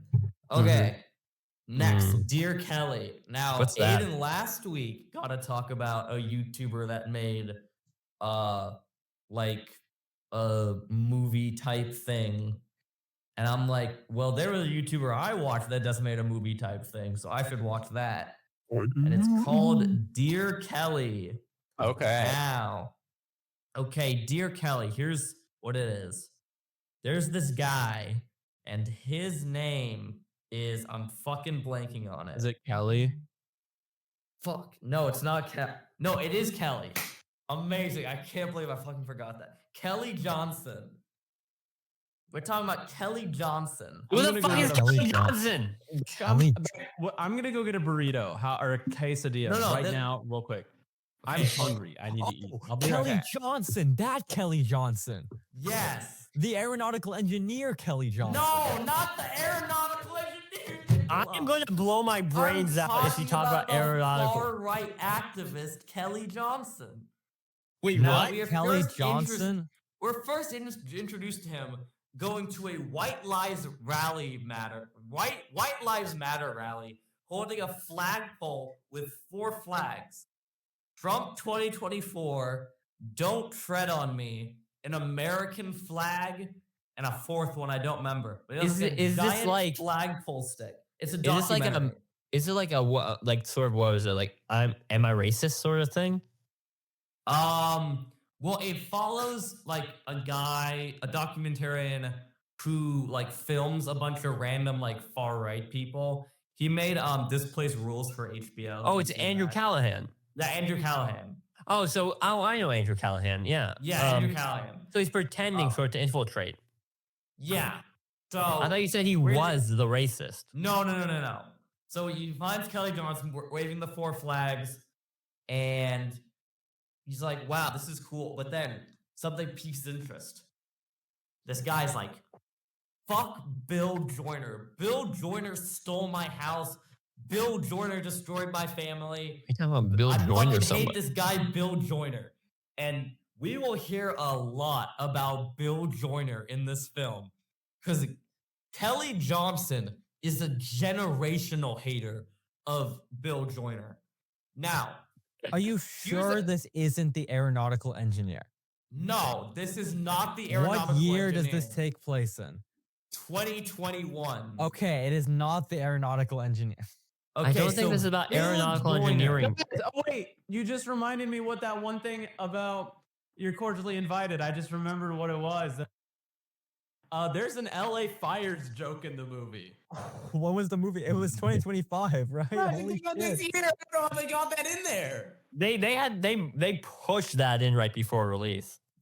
They were like in the editing room and it's like voiceover, like off screen. We're like, that. I don't know if it's supposed to be like a that one because they're like, how are the fires in LA affecting you? And then how are the floods affecting you?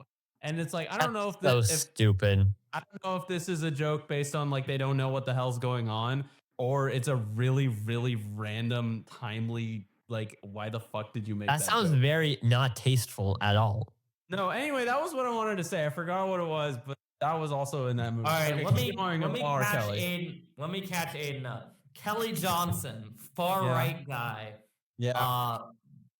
This guy, Andrew Callahan, filming a documentary about him. Uh-huh. This guy, he fucking hates a guy named Bill Joyner. Now, Uh-huh. Bill Joyner I'm gonna hear about Bill Joyner is a again. random ass guy who like gave him like a loan, I think. Gave him a loan, and then 2008 happened. He was a lawyer, and then he took his home. Bill Joyner stole Kelly Johnson's home. So he's like, I gotta get my revenge on Bill Joyner. Bill. He's on a fucking crusade. He finds the dude's home address. He lives in a gated community, and he stands outside the gate of the gated community, handing out flyers saying, do you know a guy named Bill Joyner? He stole my house. He like waving the flag. He calls Bill Joyner. He shows up to Bill Joyner's office. Crazy amount. Eventually, we find this out later in the film. Bill Joyner offered this guy $75,000 to stop like putting up these posters about him, and the guy refused. He's a fucking generational hater. I want to be like this guy. You want to be So- like Bill Joyner. I want to be like fucking. How much was his house? No, I want to be like Kelly Johnson, who's a fucking. You want to be a generational- racist? Beck, No, I how want to much- be a hater. How much was his house? I don't know. If it's I think- during that time. It says, let's see. It got repossessed. It's- by like Yeah. yeah. So we find out we go through the course of the film, and he interviews Kelly Johnson, but then the whole thing is about like Kelly Johnson. He might not be fully like mentally stable. What evidence one. we could get for this? I don't know. Beck, So- Beck, was he in January 6th? He was definitely. He literally says a line from the show. You know where I was on January 6th. I don't just say you know where I was on January 6th. So he's Well, he's there, pardoned now, talking. so he's good. Yeah. So the whole thing starts, and then Andrew Callahan starts interviewing Kelly Johnson, and we get the whole backstory. Divorced, lost custody of his kids, Makes sense. has 3 kids, 2 in college, 1 in high school. Doesn't really see them a lot. So Andrew Callahan he interviews the daughter, the son, the ex-wife, and eventually they all organize this like, we need to give this guy an intervention. And they give him an intervention, they film it, everyone gives like an emotional response, being like, oh, he's also high on weed all the time. He smokes a lot this of guy weed. sounds fucking cool as shit. This guy, I fucking love this documentary. Any line this guy says is fucking golden. I have It's to like watch this peak back. content. Is this what I Am Racist should have been? Kinda, yeah. I'll send you the file, Uri, because it's like it's an independently like supported film, so it's like on his own website. You have to like $5 to rent it. Kind of Okay, like, send me the file. Yeah, I'll send you the file. So all this happens, and then they go to the intervention. And they're like, okay, I gotta make a change. He goes to a rehab facility in Maine, and we're like, okay, cool, everything's fine now. We should be chill. And then we Not cut fine. to, I think, 6 months later, and Kelly Johnson calls up Andrew Callahan is like, I've like made a good change. I stopped smoking weed, I stopped hating on Bill Joyner. And I'm like, you lost me there.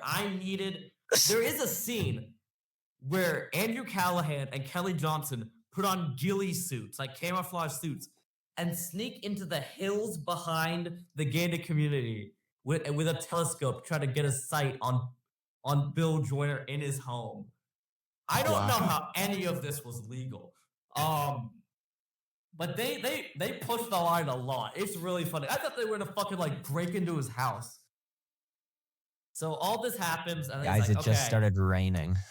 I'm chilling, and then eventually stuff kind of goes downhill. He's like, he's gonna exchange.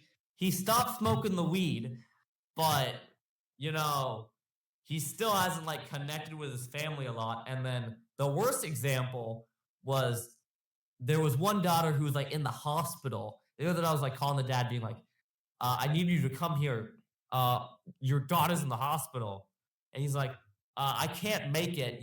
There's this guy talking at UCLA, and the girl looks up. It's a far right YouTuber that's giving like a guest speech at UCLA. He decided to go to that over his daughter in the hospital. Well, that's Yeah, just that makes that's sense. practical, And this is your goat, Beck? Yeah. I think we're finding out that I Beck is respect racist. the hating he gives to Bill Joyner. So Beck is he, racist.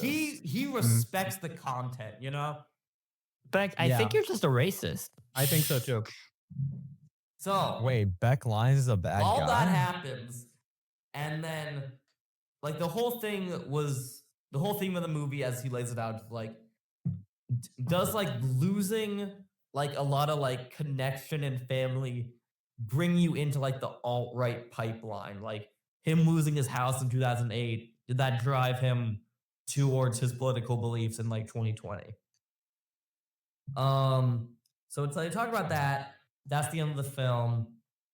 And at the end, they literally say, Bill Joyner contacted Channel 5 saying, we will sue you. Don't put this film out. And then they put the film out. So I like it. I did look up a photo of Bill Joyner because he is a real guy. He did not look like how I thought he would. I'm thinking, let me put in my bet. I think bald, glasses, old white guy, bald with glasses, maybe square frame. Oh my god. Can I see it? Say it one more time. Can I see it one more time? Fucking got it locked in. Bro, he definitely looked up an image beforehand. you This cheated. guy. I did not cheat. I am just that good. Wait, give me one Okay, second. I'm actually not entirely sure that's the same Bill Joyner, but I'm just gonna go with it. Oh, Okay. They don't show But give any me photos one of Bill second. Joyner in the. They should have interviewed Are Bill. you sure? No, it's- they tried. They reached out to him like 18 times. Are you sure Kelly Johnson isn't this? That It's is not focusing. It's not this Here, guy. Nico, you have to It's turn on not it for your focusing. Give me a brightness. second. Are you sure it's not this guy? It's not that guy. I don't think it's that guy. God, shit. Well, So send me that yeah, file. no. Here's the photo. That's he's holding the flagpole. He's protesting outside of a Planned Parenthood. Yeah, he's got a merch on, 1776 hat, Save the Kids t-shirt. Not the He's a very 76 hat. He's a very interesting character to watch. He's a human Beck, actually. Insanely entertaining. Yeah. That sounds awesome. So that's Dear Kelly. Now, I'm still here. Still here. So Beck decided to watch the Oscar nominations for Best Picture, and this is a okay. surprise. So, a surprise really poll. weird coincidence. I was not thinking of necessarily watching this film, but my dad was visiting. He was like, "Oh, we should go see a movie together." And there was like this companion Dogman. or Dogman, and I'm like, okay, I think somehow I'm Still Here is the best choice. So because my dad does not like animation. I see. So we picked I'm Still Here, and this movie was a lot better than I expected it to be. Isn't it I also did a not- drama? It's a drama, yeah. So it basically follows this woman, and her husband is a former congressman, and he works to like help rebels in Brazil in like 1970. So he's helping the rebels, and then the police take him, and then the police take the wife. He has to like be in prison for like 2 weeks, and then she keeps like fighting for his release, but then eventually she finds out that he died. No. And then they have to move out of Brazil. So they move out, and then we have a 25-year time jump, baby. Let's Oh my go. So we know why you like this movie. Yeah. And then it basically cuts to, in the future, this woman is now like a human rights activist working. And finally, 25 years after all this happens, she finally gets the death certificate of her husband. So Damn. she can like finally have closure and all that. So this is like a dark biographical drama. Dark fucking biopic. Okay. But it like I'm glossing over because a lot of it is in like the slowness and like knowing all the characters and the small stuff. Yeah. I'm just saying like do. the big Is plot it? wise. So it's biopic, right? Yes, I definitely think my change for best actress has. I think it's Fernanda. Yeah. Fernanda Fernanda Torres. Yeah.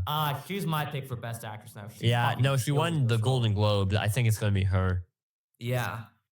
But yeah, and then it ends again. There's like another time jump to like 2014, and it's like showing like a documentary on TV talking about the stuff that happened in Brazil and her husband. So I think the whole message of the film was like making sure that the stories are told and they aren't lost to time. Yeah. That's Yeah. really cool. I think I will try to watch it if I can. Yeah. But yeah, I mean, I'll probably try to find it eventually. But that seems something like really like sort of like a think piece, you know? Yeah, slow drama, just like thinking about it. Yeah. What was the last thing you watched? Rocky Horror, baby. Okay. Recap. So, God. Asshole. my friend asks me, like, Tuesday, can I put you in drag? And I'm like, you know what? I'm down. I I'm need gonna to see this channel image. my inner. I this saw Leaf? the TV glow fan. Yeah, this is Leaf. Okay, yeah, that sounds right. Wait, Okay, Beck, you so- did the Perks of Being a Wallflower in real life? I did. I didn't participate in the show, but I watched it. And to get the full experience, you know, put on full drag because that's what my I friend need wanted to see do. this image. I also need to see It this. is going to be They an have Easter egg hunt. You all guys been have to deleted. find it. Where is So- it? What is it somewhere? Is it It's online? somewhere. Is it online? I think what Is it happened, publicly accessible? he's gonna put I it on think. his. He's gonna post Either it. way, you guys have to find it somehow. I'm not sharing it with you publicly. I But it's need somewhere. this image back. So This needs to be you an guys emote. are all on your phones looking for it. I know, guaranteed. I saw it on someone's story, but I Fuck. don't know where else it has been posted. I told them not to tag it in me specifically, so you Yeah, guys could that- not check that. So Okay. This sucks. Okay, what? you. I'm just trying to find that it. you can't find. Yeah. Okay, Beck, talk about So- your. So we go, and the movie starts at 9:30. I show up 7 p.m. Leaf tells me show up 7 p.m. I'm like, am I really gonna need to be here for 2.5 hours before the movie? I was there for 2.5 hours before the movie. It took a while, but Beck, I'm I trying a show up- gambit. I'm gonna see if this works. are you gonna We- DM Leaf wait. and is asking for it? No, I have no because her thing is private, so I have to Ah. wait. But that's my gambit. All right. So, we show up. I am in full drag, heels, dress, makeup, everything. Jesus fucking Wow. Fully Christ. committing to the bit. You guys are now searching extra hard to find it. It's an I know. amazing Really trying to piece find of it. stuff. I'll find it eventually. Just give me. Let me. I have my strat. I have my Okay. strategy, but do not go around DMing random Emerson people. Aiden I can might only have do to that do because that. he knows Leaf. No, I have a strategy. Okay, so I all that searched out happened- searching Emerson drag show January 2025 does not work. Friend. So it's a thing where every Saturday night at the AMC on the corner of Emerson, they have a bunch of volunteers dress up and they project the movie onto the screen. And they also have the first 3 rows as like the stage where they also act it out in like play format. Yeah. So it's both the movie and the play happening at the same time. So, and it was a fucking crazy show. Very interesting. I'm very glad that I'd seen the movie before going into this, because the experience watching it like in a classroom, no one else, it's a very different experience to watching it in the theater. Because in the theater, they literally say, please yell very loudly at all these events. And they hand out like prop bags where you're supposed to throw stuff into the air at certain points in the show. Yeah. It's probably the most unique theater experience I've ever had. But yeah, it was really fun. Yeah. I'm I very, mean, very cool. I put it as 4 stars as just trying to quickly log it. But this was a 5-star movie experience, unlike I see. anything I've ever seen before. I see. Yeah. Before we end today, I do have a proposition. How about Yeah? we raise the stakes on our 2025 challenge? Ooh, I'm down. I am So- so down. So we all pitch in $10, right? That's the deal. Yeah. Now, Yeah. here's what I'm thinking. For whoever wins, they technically don't have to pay anything, right? But there Yeah. are going to be worse losers, right? Yeah. Ooh. I think that for every movie you are behind the top person, you have to pay an extra $1. I'm down. That's gonna no. Because by Yes. the end of the year, it's gonna be like actually like $50. That's why I I'm don't saying. have that much money. Nicola, you have the money. If you're losing, you're losing. That's what that, and you have that. So, Because you like, want for everyone to get example, if I watch 100 films, Aiden, you watch 50, you pay me 50. Yeah, even though that's not gonna happen. And then if Uri watches 25, he owes me 75. on top of the additional $10. So On top of the basically, additional what time, happens if the day before it's due, I quit the podcast and I disappear off the face of the earth? What do you think about that? That I Aiden, we found a way to kick Nicola off the podcast. I'm so happy. Okay, that's and my then we proposition. should very much, I don't think we fully designed all the rules. Yeah, what are the Clearly. rules exactly? We need to narrow down a lot more now the stakes are a lot higher. Yeah. What is Okay. the rules? So Zach? I say my proposal: original theatrical release for theaters. No. We have to. No. We have to watch on That costs streaming. half of my movies already. Yeah, Beck. No. No. Like original theatrical release in theaters plus if the streaming release was in 2025. Okay, yeah. Okay. Yeah. Yeah. So, for example, what I'm saying is Better Man, which had its original theatrical release carry into 2025, that counts. I don't know about that. That kind of complicates things though. Do you guys think that overcomplicates it? I think that overcomplicates. I missed everything. I'm still looking for the photo of Beck. Oh my god. Say it again. Yeah, Beck, you can't drop a bombshell like this and not. No, because it's gonna. You guys are just gonna keep thinking about it. I'm just gonna drive you crazy. It's just like it doesn't, I'll find it. it doesn't worry. actually exist, and it just cannot. I find know it. Aiden's gonna find it first, and I'm okay with Aiden seeing it. But you guys, Aiden, you're gonna have guys to post it in the So far, I chat. found my way to. Aiden, if you find it first, don't share it with them. Oh, of No. course. I'm gatekeeping that. I Anna need this 10 image.